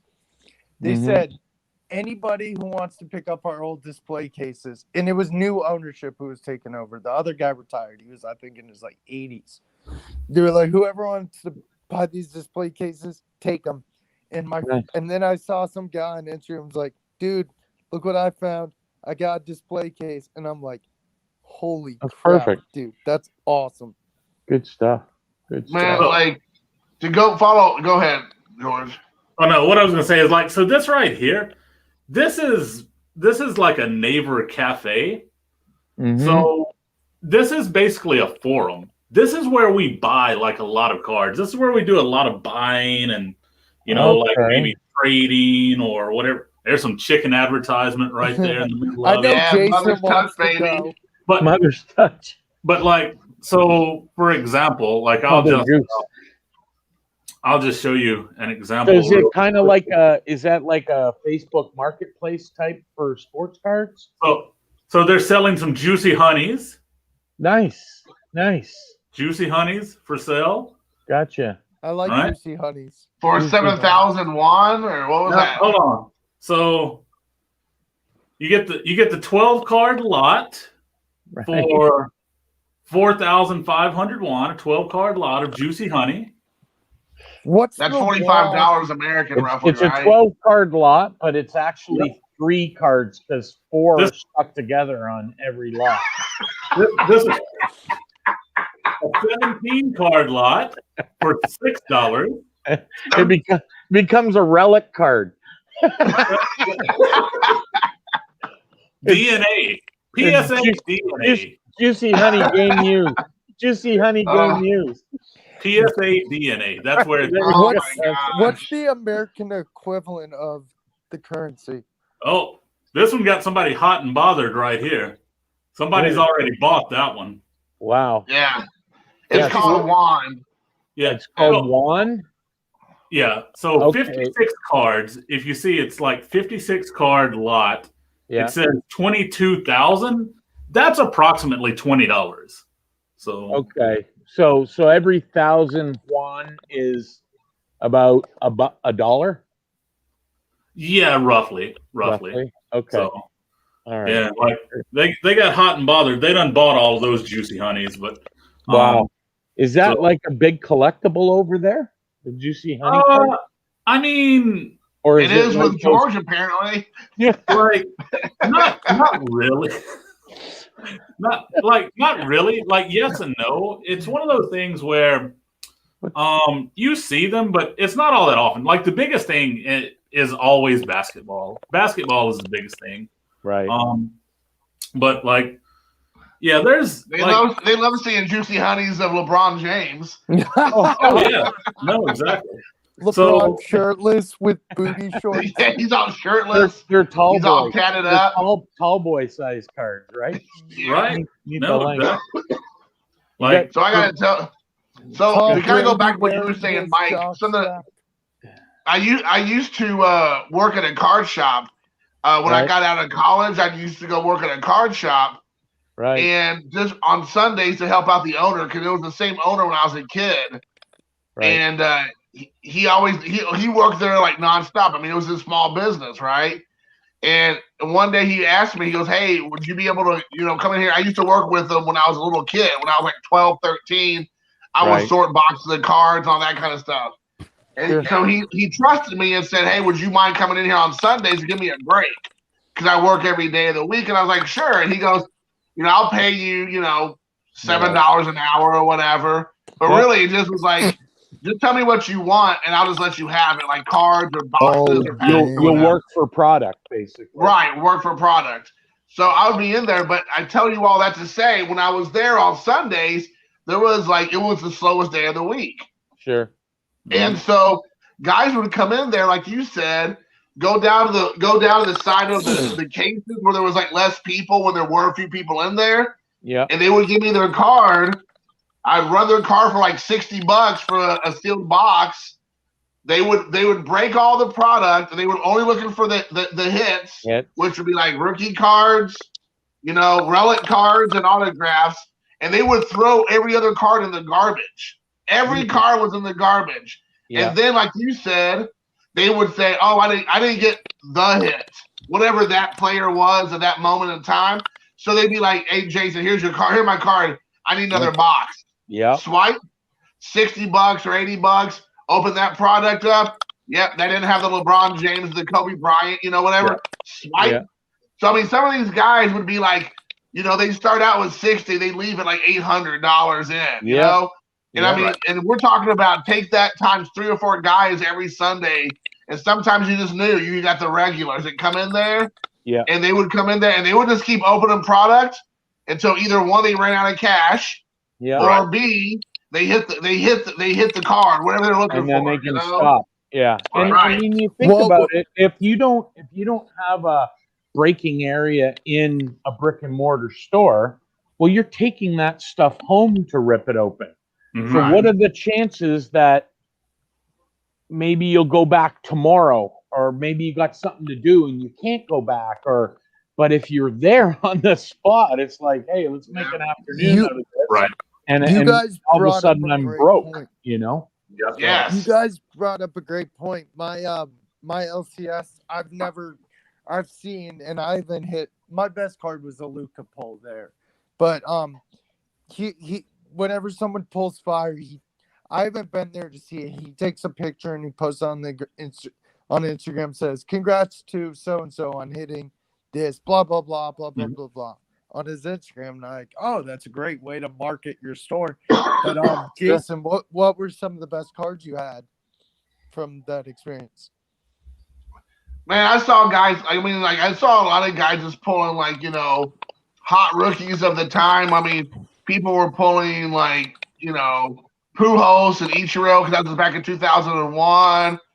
People were pulling lots of there was the 2001 SP Legendary, so there was a Babe Ruth relic cards and Ty Cobbs and that kind of stuff. People were trying to get those big, huge bat relics that they used to do, and they used to do all those kind of relics was a huge thing in the late 90s and the early aughts. So I mean, they used to do that Upper Deck or SP Legendary cut stuff that was huge.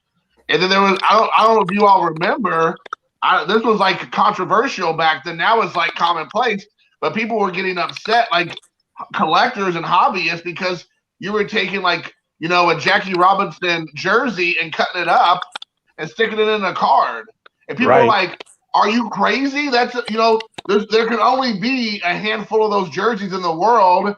And Upper Deck and Donruss and Fleer and Topps, back then all of them had the license. Right. We're buying up bats and jerseys and hats chopping them up.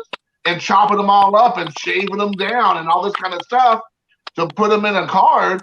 And people were losing their minds, which I agree. Like nowadays it's different. Like, Joey Votto has 1,000 jerseys a year, so it doesn't matter. Right.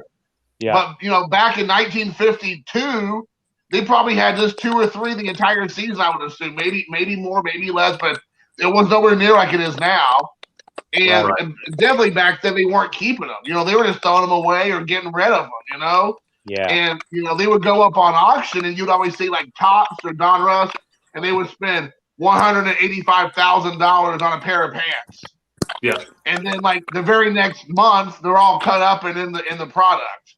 So a lot of those cards were, to answer your question, Will, a lot of that stuff was popular. Like any of those like really early on Hall of Fame, like like the boom, those guys, and then like a lot of the big rookies of the year. Like I remember Verlander being big, all that kind of stuff. People were trying to chase his Verlander cards. Roy Halladay was really big back then.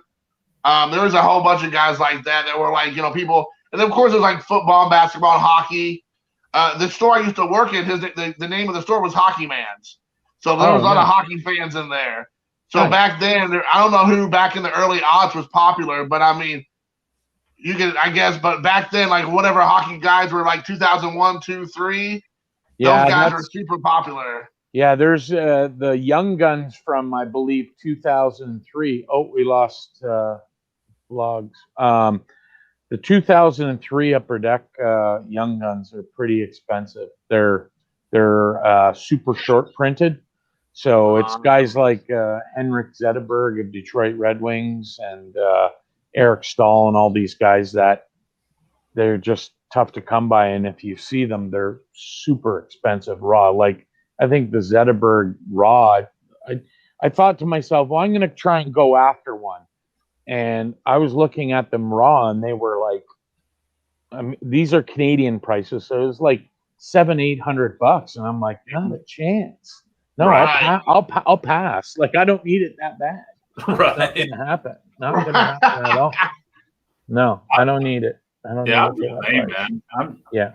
I'm just kind of like, if I want things, I see things, I'm like, oh, I want to have it. But then I look at the price, I'm just like, it's not that important to me. No, I mean, it's a hobby, and that it shouldn't supersede needs or anything like that. It's right. I watched Blue Jacket 66 and he said, you should never get FOMO. If you sell something and you make a few bucks on it and someone else makes a few bucks because they flipped it, oh well, good for both of you. You exactly sit back and go, oh, if I would have held on to it another month. And I have had that issue where I sold something and then 2 months later, it's doubled from what I sold it. And when I sold it, it doubled. So I thought, this is great. And then it doubles again. It's like, oh, shit. Right. What are you going to do? What are you going to do? Well, that's like, and another thing, too, is like when I got back into collecting, like I got back into collecting in 2016. Right. Is when I got back into collecting. And I was only collecting like Korean cards at the time. 2017, I started collecting Korean and MLB. So I got back into MLB in 2017. Right. Dude, like I seriously was buying boxes of 2016 Bowman Chrome on discount, for like $80 a box. Right. And so I would buy like 4 or 5 like hobby boxes of the 2016 Bowman Chrome. That's like Vlad Jr. and Tatis and all that. I was opening them. I didn't know shit about them. All right. So I was opening them. I was pulling out the autographs and I was like, oh, that's the good card. I was throwing all of the other ones in the box and giving them away. Oh. And I remember like when those cards started to become like worth something, I was like, I remembered seeing them when I was opening those boxes. I remember like flipping through them. What a schmuck. Yeah. Yeah. Yeah. So Your that- camera's frozen, Jason, by the way. Is it? it's Yeah. stuck. Yeah, it's stuck. So We can hear you, but your picture's frozen. right. But yep. There I don't know. Maybe it's just me. Now you're stuck on full screen. Oh, now it's just me. I don't, You hijacked it. Now he's gone. Oh, he's Like, gone. He'll come back in. yeah, exactly. But anyway, but no, like I did though. I gave away because so that like that website that I was showing you, that forum. Yeah. So, like because I have my specific things that I collect and that I want and stuff like that. Mhm. So, it's like I do, like if I open a box, I will get what I want, which is usually my team, the rookies, maybe some things for trade. Like, it's like, oh, I know, this guy collects this, so I've set those aside, stuff like that. Everything else I just put into a big box, like a common box. And maybe inserts and stuff like that's all in it. And every now and then I just post on that website and I just say, look, got a box, probably about 2,000 or 3,000 commons and inserts. Yeah. You pay the shipping and it's yours. And I just send it to people. That's cool. And that's a common thing that we do here. And that's a common thing in those forums and stuff. Right. So I'm like, man, how many of those first Bowman, like Tatises and like Vlad and all that I just sent to somebody for like nothing, because I didn't know first Bowman. I didn't understand that. I just gotten back into the hobby. I was like, what's a first Bowman? Right. Yeah. You didn't understand that the significance of it at the time. Had you gone back in time, it's like just keep them in the box and put them away and pull them out in 3 or 4 years and see what you got. So do you follow Mike O's channel? Yeah, like I watch some of his stuff sometimes too. Yeah. Did you see he released a video and JT Triple Crown 24 put me onto it. He released a video, I think either early this week or late last week. Mm-hmm. Just went through a random box. Right. And just pulled out stuff he forgot he had. Like he had I'm pretty sure he had 2 Patrick Mahomes Prism rookie cards. Like just thousands of dollars. Just they were in. You open them up and that's cool, but you put them in a box because maybe at the time he's not the big thing, and then you go back to it years later, and it's like, it's like Christmas morning. It's like holy jumping, it's crazy. Exactly, and that's one of the reasons why now. I mean, of course, I know now, like the first Bowman and stuff like that. That's why now, like, I take all that stuff and I have a monster box over here beside me on the shelf. Yeah. I just pull all of those out. If they're the known names, I will, top load them and all that, and I might even sell them because it depends on, because a lot of times those guys aren't going to pan out, right? Like that's just the way it is. So where'd he go? Okay, I can get $15 for this card right now. That 3 years from now it's going to be worth like 25 cents. So I'm going to go ahead and get 15. Yeah, that's the key. You want to capitalize if you're going to move something, but you have to be able to, deal with the fact that if you sell it for 15 now and it goes up to 200 in a year, you can't have any regrets because it's like, you pulled it out of a pack, you made $15, you're happy. Right. Well, hey guys, I'm gonna head out. Okay, Will. All right, man. Will, take care. Take care. Keep it legal. Yeah, and that's the thing. I'm fine with that because if I can make my bit of money to spend to buy something else that I want, like that's just keep supplementing the hobby with sales and stuff. Yeah, like that. Exactly. So are you in Korea? You're there working? Yeah. So are you teaching over there? Yep. And Jason, that's what you did when you went over to Japan. You were teaching, and so how do you guys? How long were you there for, Jason, and how long have you been there, George? Go ahead, George. So I just started my 13th year here. Wow. Yeah. Okay, and like, do Like, does the school year, is it like North America where there's like a summer break where you can come home if you want? Yeah, there is. There's a summer and a winter break both. Right. Like, of course, like COVID has all of the travel stuff screwed up, so I'm just stuck at the moment. But yeah, like generally I come home. If everything's normal, I come home for about 2 weeks every summer. Nice. But like I couldn't go last year, because of COVID. Like this year is also going to be a scratch. Like it's, it's just not going to happen. Like, because even, they're doing the vaccines and stuff. Like me personally, I'm in the group that is slated for vaccination in like November. Right. Or something. So it's like, they're doing it all by age, and if you're a frontline worker, and if you're in your senior's home, and How about you, Jason? How long were you there for? Off and on for 12 years. I started in 1998. I stayed until 2010. Wow. So I mean, I was working in America at the same time.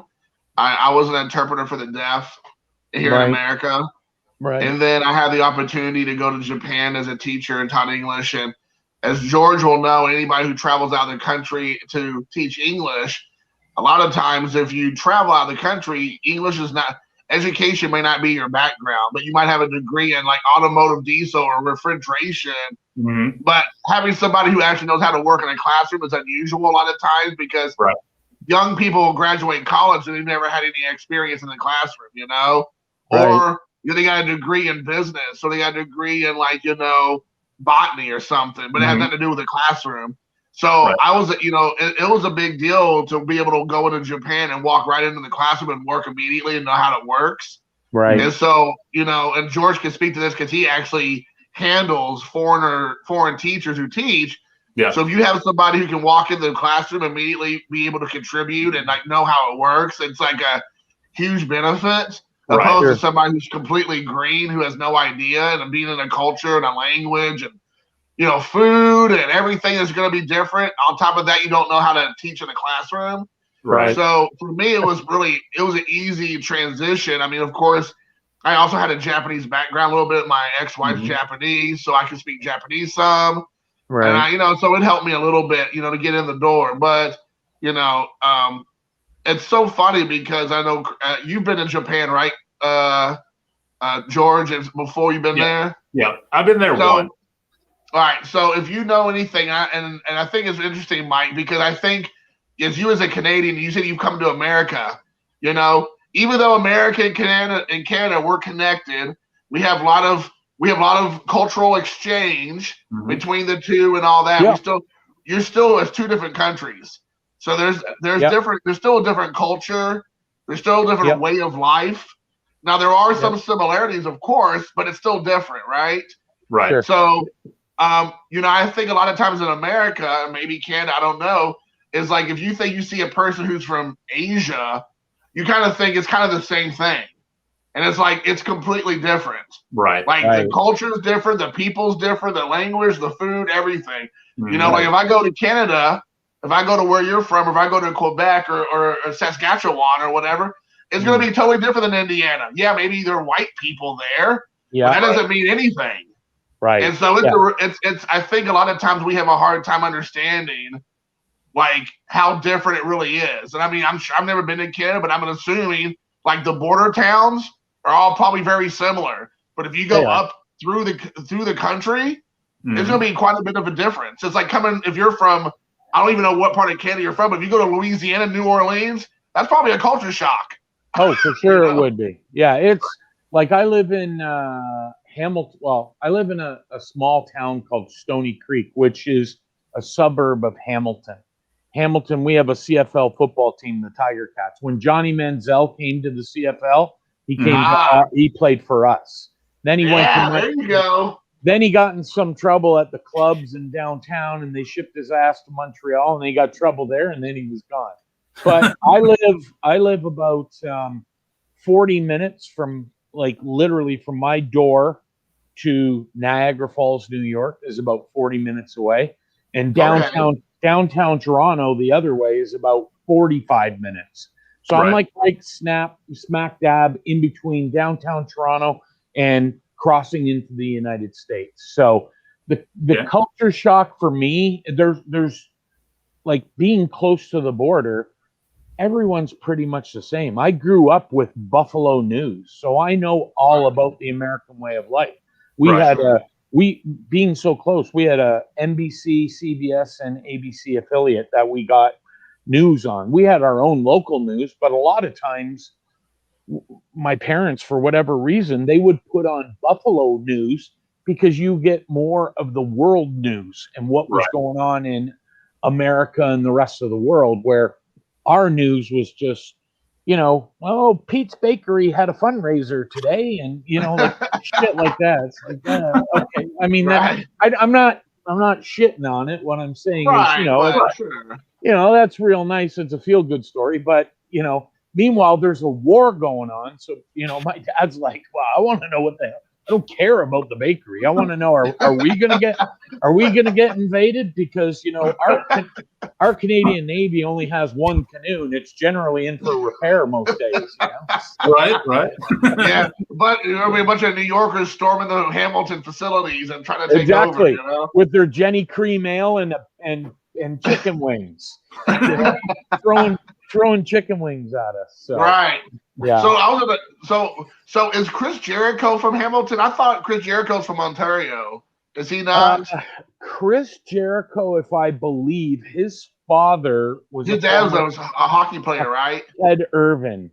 Yeah, I'm not sure where he's from, but I know there's a Canadian connection. I think he may have been born here because his dad maybe was playing for a Canadian team at the time. I'm not 100% sure. There's a lot of Canadians that went through the wrestling ranks and kind of made it, because in Canada in the, like I said, the 60s and 70s, wrestling was huge up here. It was really big. Like you think about it, we have no NFL football. CFL football is kind of like, you get your diehards, but if it's not hockey, it's got to be something else. And it was wrestling. It was wrestling. So, all right, he's back. Yeah, George. George is back. Does he know? What's up, George? Hey, can you hear me? Sure can. I can hear you, buddy. Yep. All right, I didn't mute my YouTube channel. That was the problem. There you go. Now you got it figured out. I'm glad you stuck with us, buddy. I'm glad you stuck with us. So how did you guys find, or I guess more George, because you were there for 12 years, Jason. Do you have any plans to come back and settle back in the US, or did you just take it like day by day type thing? I mean, yeah, it's kind of a day by day type thing. I mean, to be quite honest, I've been here for so long, this has kind of become home. I mean, like, right. I feel odd when I go to America. Do you really? Yeah. Just like, because you've been gone for so long. I get reverse culture shock when I go to my home in America. Right.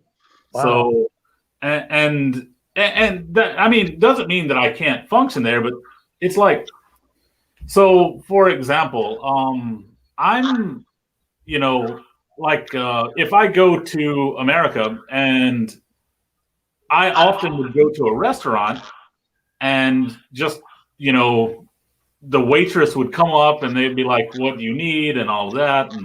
And I would tell them, and then they'd come back, no, do you need anything else? Do you need this? Do you need that? That's not the way things go here. They kind of come, they take your order, they give you your stuff, and they just sort of like, you have to yell at them to get them to come back. They don't do the whole like checking in on you. And so they don't actually wait on you. They just, right. So here's your shit. Yeah. Adios. Good luck with it. And if you do need something, well, that's the thing. Like what Jason said, if you do need something, you actually yell across the restaurant. And that's common. Yep. You Like just no one gets offended or yeah. So you straight I up need more ketchup. Like you can just no, exactly. Well, what you do is you yell like Yogi-O, which is like here. Yeah. You yell that, and someone way back in the back corner is gonna go. They're gonna yell like nay, which is like yes, and then eventually somebody's gonna come out and do something for you. That's Like crazy. That's crazy. And it must be as culture shock because you said you're from Mississippi. Yeah, yeah. So if you go from Korea to Mississippi, that's like me going into like the swamplands in the Everglades or something like that. Right. Like, Yeah. So basically the thing is it's like so I kind of get that reversed because I'm not used to people waiting on me. Another thing is like I've eaten in restaurants when I go home and I finish eating. Oh, gotta mute him again. Like I don't know. Oh, there's Tony. What's up, Tony? Yeah. So right. Yeah. So it's kind of funny. So like basically, you're saying you finish eating in America. Yeah. So I'll finish eating in America. I will get up and I'll just walk out, and I'll get out the door and get to my car, and I'm like, oh shit, I didn't leave a tip, and then I have to go back in and leave a tip because they don't tip here. Oh, no tipping? You don't do that there? No. Really? So, is that a I don't want to say is it a rude gesture, but is it just something that just doesn't happen as part of their culture? Like, well, do you know what I mean? If you left them money, do they take offense by it, or it's just something that just doesn't happen, so you don't have to do it? No, they wouldn't take offense by it necessarily. They might run you down in the street and be like, yo, you dropped your money. Oh, wow. That would be a bit of a shock. Yeah, they might run you down and be like, yo, you dropped this. Wow. But like but no, they don't take offense to it. I mean, so for example, I have tipped people before at times. For example, like your phone number on the money. I know what you're doing. Well, no, like I've tipped like taxi drivers here before. Yeah.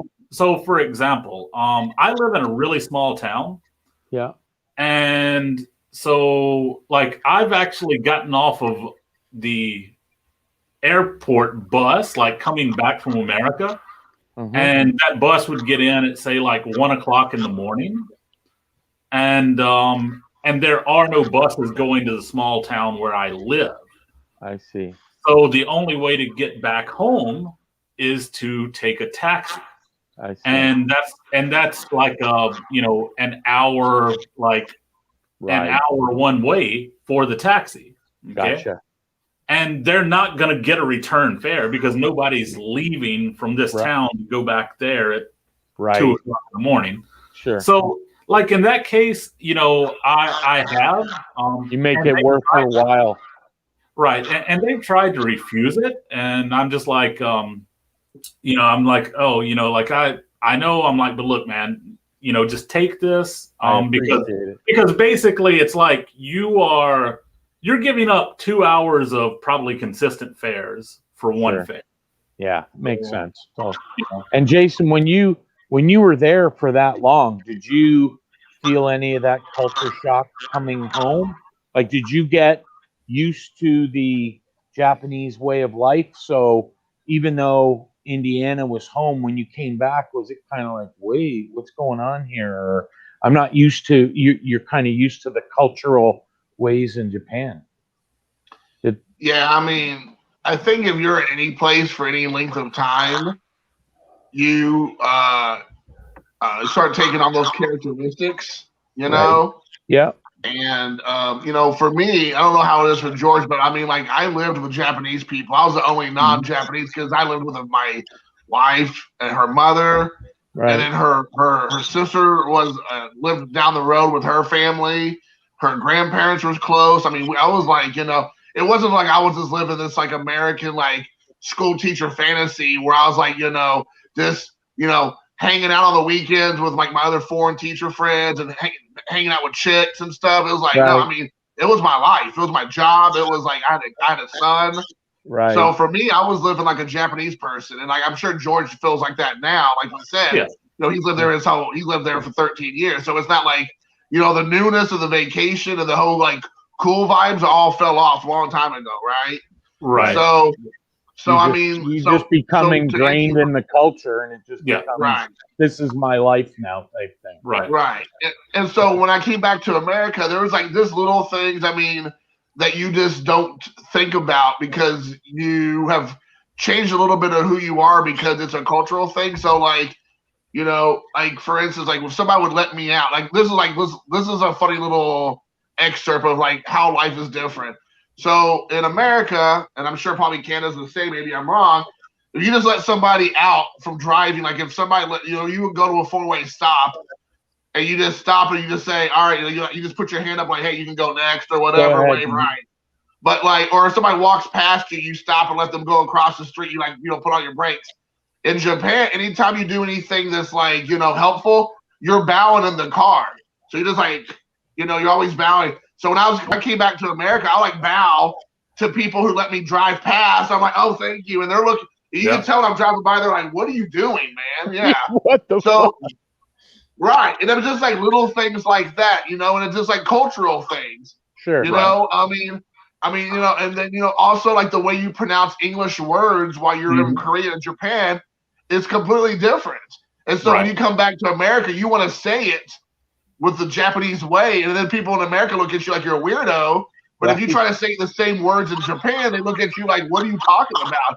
Right. So a good example was like McDonald's. Here we have a double cheeseburger meal, right? I'm sure you have that in Canada or whatever. Yeah. So I did a test one time because I wanted to see how much what's the word I'm looking for? How different can you make something sound, even though it's the exact same thing? Okay. And they even have it in English on the menu, but you have to say it the Japanese way, or else they have no idea what you're talking about.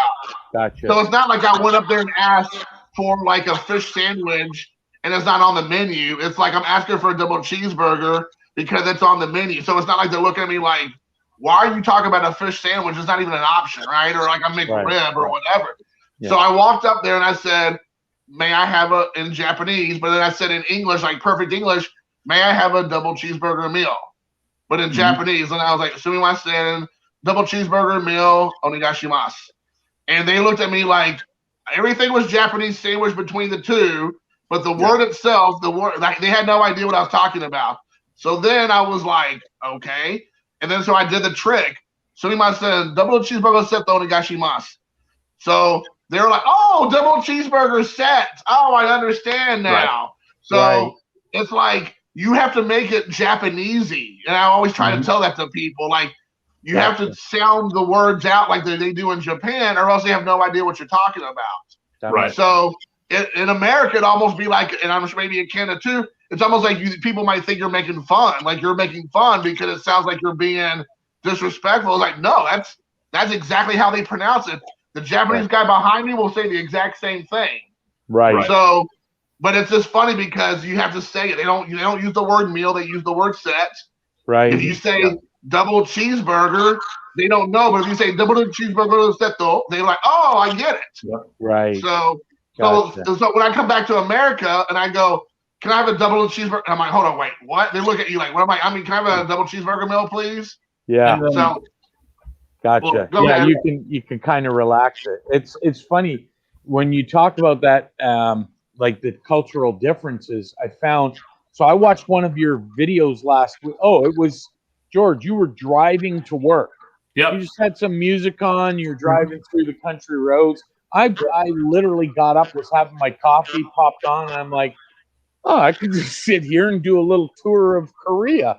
You know what I mean? While I'm drinking coffee, but when I watch your channel, believe it or not, I then get Korean algorithm videos. Yeah. So right after it was watch Korean women try American food. Yeah, right. So they were eating like Texas barbecue food. And Right. they were bringing it out on the wooden boards, like here's some Yep. pulled pork and brisket and ribs, and they're just like, ooh, right? And Right. and then that turned into another thing. But what made me realize is that there really is no different. And I mean, these girls were probably 20 to 25. Right. So they were just, might have been college students or just starting out, whatever their career was. They also had sodas to try. So they had Right. Squirt, Barks Root Beer, and Dr. Pepper. Right. And the one girl tried the root beer and she stopped and she said something and I thought I caught a word. And then I seen the translation. She said, "This tastes like doing shots of Jaeger bombs." Right. Drinking the root beer. And I'm like, oh, Right. so the young people are like the young people here. They go to the club and they're like, Yeah. hey, let's do Jaeger bombs. I'm like, Yeah. oh, Yeah. it's no different. It's just different ways. And because they Right. apparently in Korea, they put a lot of, what was it? Oh, they put pickles on pizza, apparently. Yeah. You eat pickles with pizza. Yes. Because you want the sweetness with the pizza. Is that like a thing? Is that in Japan too, Jason? So No. Koreans believe that they have to have like a pickled or fermented food with everything to aid in digestion. I see. And especially if it's like a very oily or greasy food, like you get a lot of oil in the cheese and things like that. So you want some pickles. With the fried chicken, you get pickled radishes, like these big Asian radishes. Like really? Daikon. I'll show you some. Hold on just a second. I'll show you. Just wait just a moment. I bet you have a big old radish and sitting out there waiting for it. I'm sorry this hobby talk has distracted into. I find it fascinating. Other like George is over there and it's like, what's the way of life like? And George is probably like, dude, what's the world? Not to change the subject. So the Japanese coach you sent me, I am interested in some of them. I just got to get the time to pick out what ones and like that, and I'll let you know. Sure. No problem, dude. And if you pick out those and you want more, you want to see more, just let me know. Okay, it's not a problem. Right on. And also, if you want some of the links and like that, I'm not going to make it public because I got nothing against the flippers. I got nothing against anybody making a buck, but I don't want them to clear out the sites I found. I could get them, at good, cheap, fair. Right. Just give me a text, George. Yep. Just send Jason a text and he'll clear it out by himself. Yeah. Yeah. So you're saying? Yeah. So like I said, it's like little cubed up pickled radishes in cubes. Right. Yeah. And you, like when you order fried chicken, you get that with it. And it's called chicken moo, which is chicken moo. That they like moo is like a radish. Okay. So anyway, and this is like what you eat with fried chicken and stuff. Really? I could see something like that, but not pickles with pizza, boy. I just couldn't see that. Okay. Oh yeah, the squid ball. What is that, Jason? You got the little octopus in it. Yeah, this is takoyaki. This is Japanese. It's like octopus tentacles inside of each one of these. Yeah. Really? And then they put the shaved octopus on top of it that like floats around and flutters. Yeah. And stuff. So is that like that's one of my favorites. It's like octopus. Takoyaki. Okay. Is that like some sort of? Is it a form of like sushi? No, it's cooked. Right. So it's like a little batter ball, Yep. It's like kind of thing like a pancake, A but fritter. not sweet. And A they fritter. put a piece of octopus fritter. tentacle inside, and then you have all kinds of toppings that you can put on there. So they have kind of like a teriyaki type base sauce with mayonnaise, and then they have like a bonito flakes, which is like what he was talking about. Like it looks like fish flakes. Yeah. Like Right. you put it in your fish tank. No Yeah. kidding. And then it moves like this because it's so hot. It looks like it's alive. When I lived in Japan, I thought it was something that was alive. I wouldn't eat it. And they were like, "Here, try this." I'm like, "That thing's alive. I'm not eating that. What is that?" Right. It's just like, You And get see, the knife like, and you start stabbing it, eh? Hang on. yeah, I'm like, and That's see, like hilarious. here where I live, in a little small city called Canandaigua, New York. I could go down probably about a mile to the local Tops, Mhm. and Right. I can't get it fresh, but I could get it frozen. I could get a frozen whole octopus.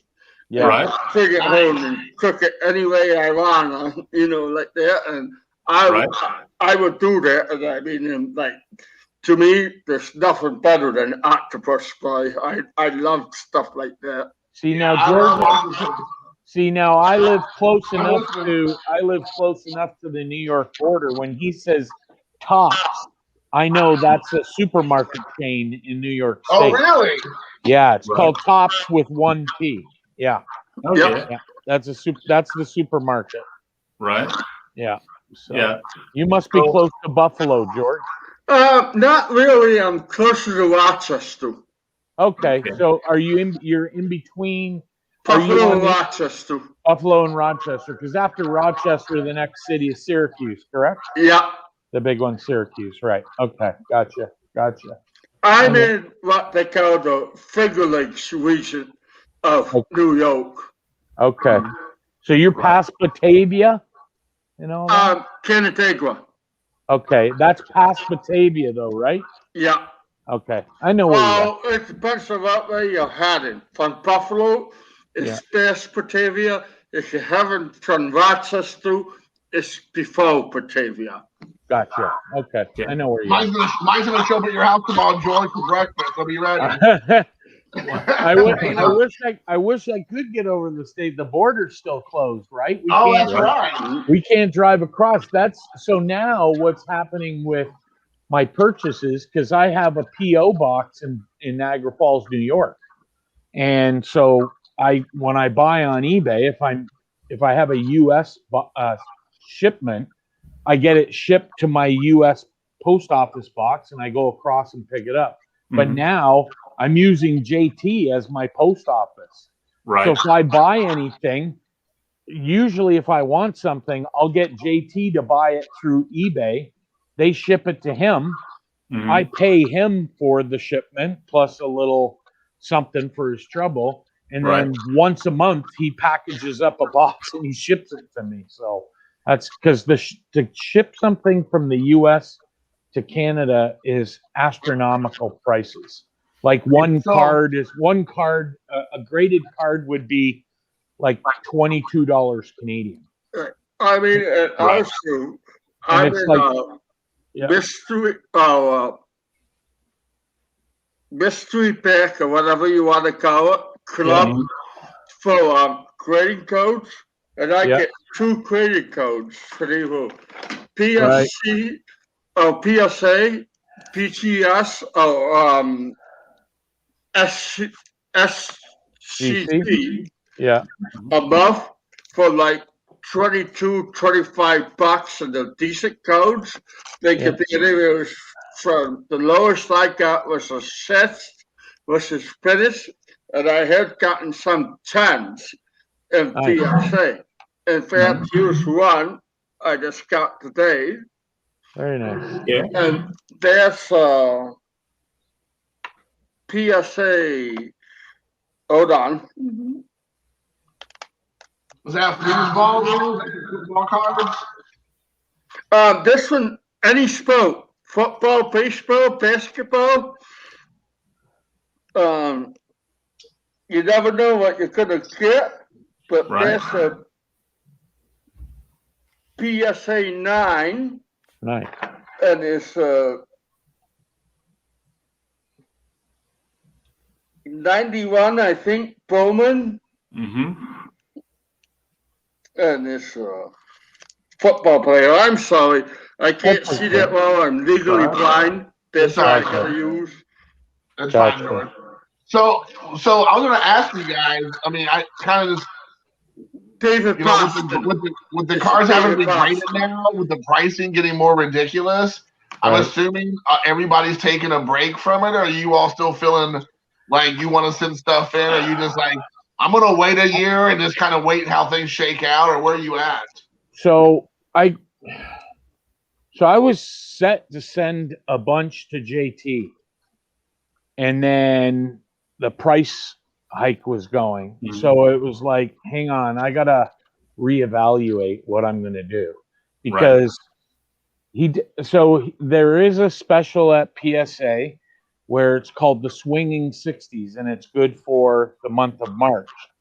Mhm. So tomorrow I'm shipping out probably about 20 card baseball 1960s cards. Nothing fantastic, but it's $10.50 a card to grade it.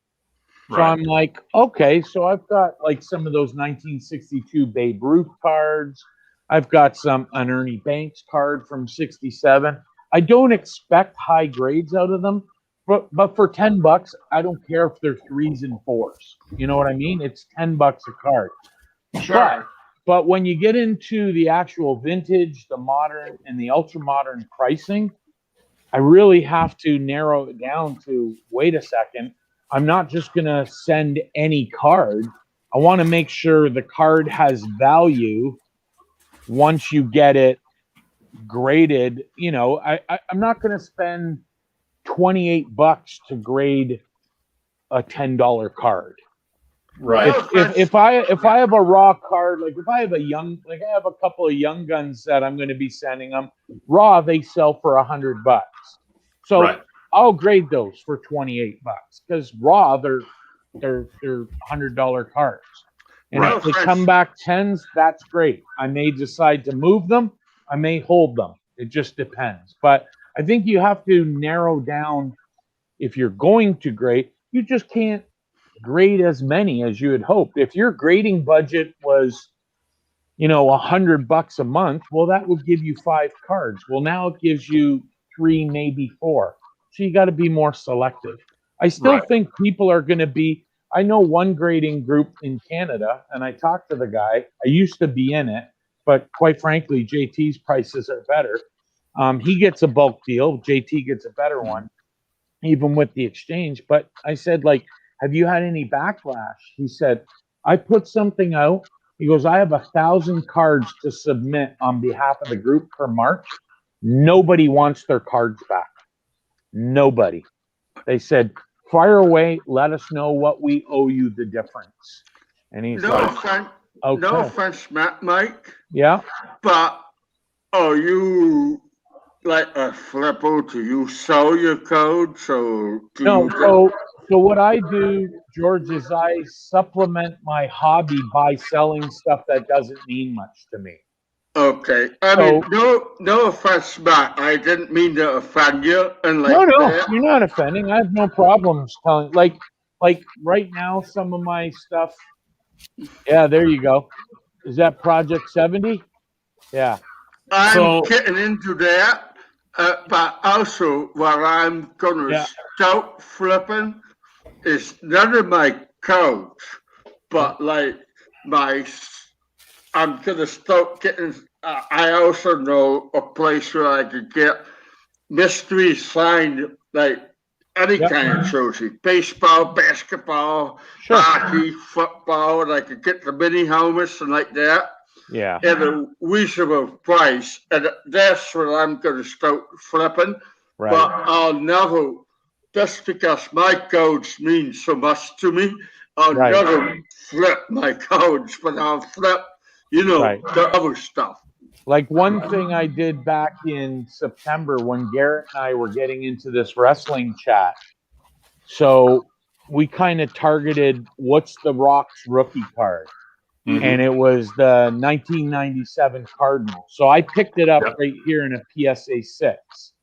Now I paid the equivalent of $260 Canadian in September for that card. Right. Right now, Canadian, it goes for anywhere from 2,500 to 3,000. Right. So guess what? It's for sale. And Right. Garrett's like, "You I gonna can sell?" understand that. Garrett's like, "Are you gonna sell it?" I'm like, "Yeah." And then I'm gonna take that money and I'm Right. gonna buy something that I really want. Like I love my Montreal Canadiens. I might buy another signed jersey for my man cave. I might buy, something that has eluded me for a long time. So, Right. you just you move it that way. I did the same thing with the Project 2020 stuff. Mhm. Remember there was a boom last year? Mm-hmm. Yep. I bought a 10-pack of Nolan Ryan cards from Blake Jameson, and I Yep. paid 200 Canadian shipped to my door. Right. Within 6 weeks, they were selling for 300 each. Yep. But So I see, sold 6 of them right. for $1,800. I took that $1,800. I bought an Ovechkin rookie card, Young Right. Guns PSA 10, and then a month after that, I flipped that for $32.50. So Right. I turned $120 into $32.50 in 2 And I months got no because the hobby's so problem. crazy. Right. And I mean, got it's no like problem with that. it's like But- how can you not? How can you not? My opinion, I do have the problems with the flippers and like that. It's these ones that are going to like Romo and Target, and Yeah. they're just clearing everything out the Mhm. south, Yeah. and then they're selling it at 5 or 10 times the price on eBay. Yeah. And my thing is what about some of these kids and the younger ones that are getting into the hobby? Yeah. I mean, I'm 55, okay, Yeah. and I've been in the hobby for 20 to 30 years, off and on. I Mhm. mean, but you get some of these younger kids that are like 19 and 20 and like that. Really, do they got a chance? I mean, a lot of them of getting anything? No. Yeah. I I think don't know.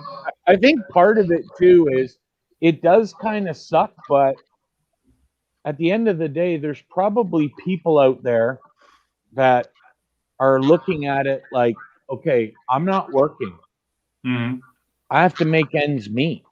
I got to Right. do something. If someone says, "Hey, man, buy up all these baseball cards and sell them on eBay, and you'll make $200 a week profit," Right. like I can't fault someone for wanting to do it. It sucks for the regular Joe that wants that card, but Right. I just I can't fault them for trying to, I guess, make I feel the a same living. way. I guess. can't fault them, but it's like, really, do you need 20 or 30 boxes?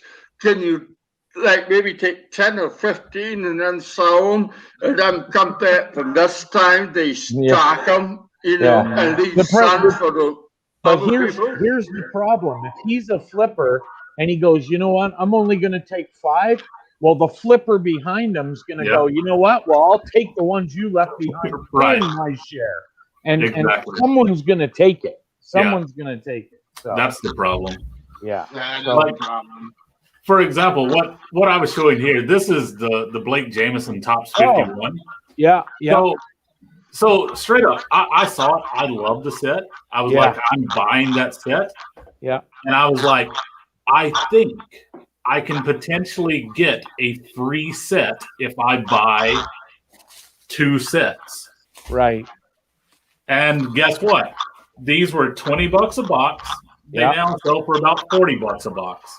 Right. So I buy 2 boxes for $40. I sell one for $40. I've got a free box. That's what I'm doing to pay for my set that I wanted. Yeah. Yeah, You're supplementing your hobby, so your stuff is free.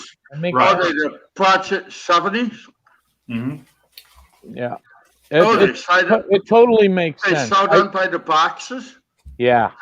I was gonna say, because I just bought one off of Oh Tops no, today. George, And it was his is- like you his- could only his get are like not- 1 or 6 or 20. I didn't see the option where you could get a whole box. well, that's different from Project 70. Those are the 1951 Tops Redback. Or yeah, they're the Yeah. the Redbacks, right? Yeah. So Yeah, I don't care if people are gonna flip it. I just kind of yeah, they're very nice. They're very Yeah. cool. Those are nice.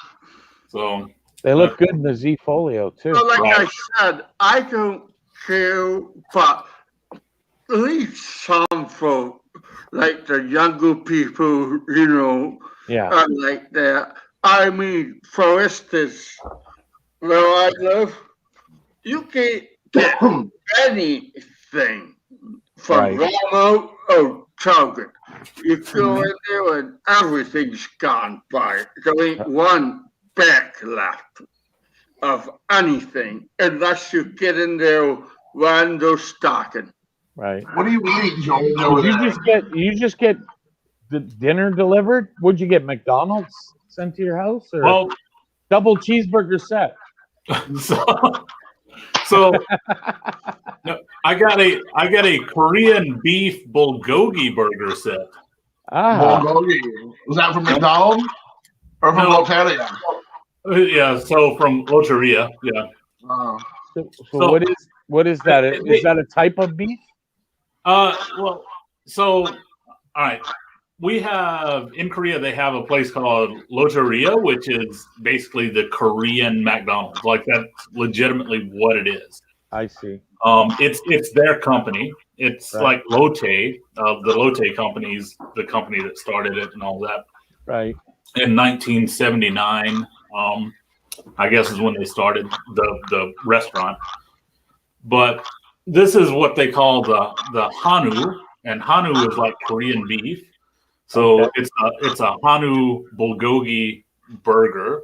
So bulgogi is like a way of cooking this type of meat, and it's like a sauce and things like that. It's like a Korean sauce and the Right. way that they marinate the meat and stuff. So Gotcha. basically, it's a Korean beef burger with that sauce on it. I so- see. Okay. And then So- these are just the fries. Right. So, and they're just regular fries, like salty fries, like you would get from McDonald's or whatever. Yep. So, Yeah. Jason, are you a big fan of Asian food then? Like, is that your go-to because of your time over there? You got used to it now? Yeah, I mean, I feel like I can cook Asian food better than I can cook American food, Right. So, I have all kinds of noodle dishes I can make, rice dishes. Right. I don't know what you all say in Canada, but like you can say gyoza or pot stickers.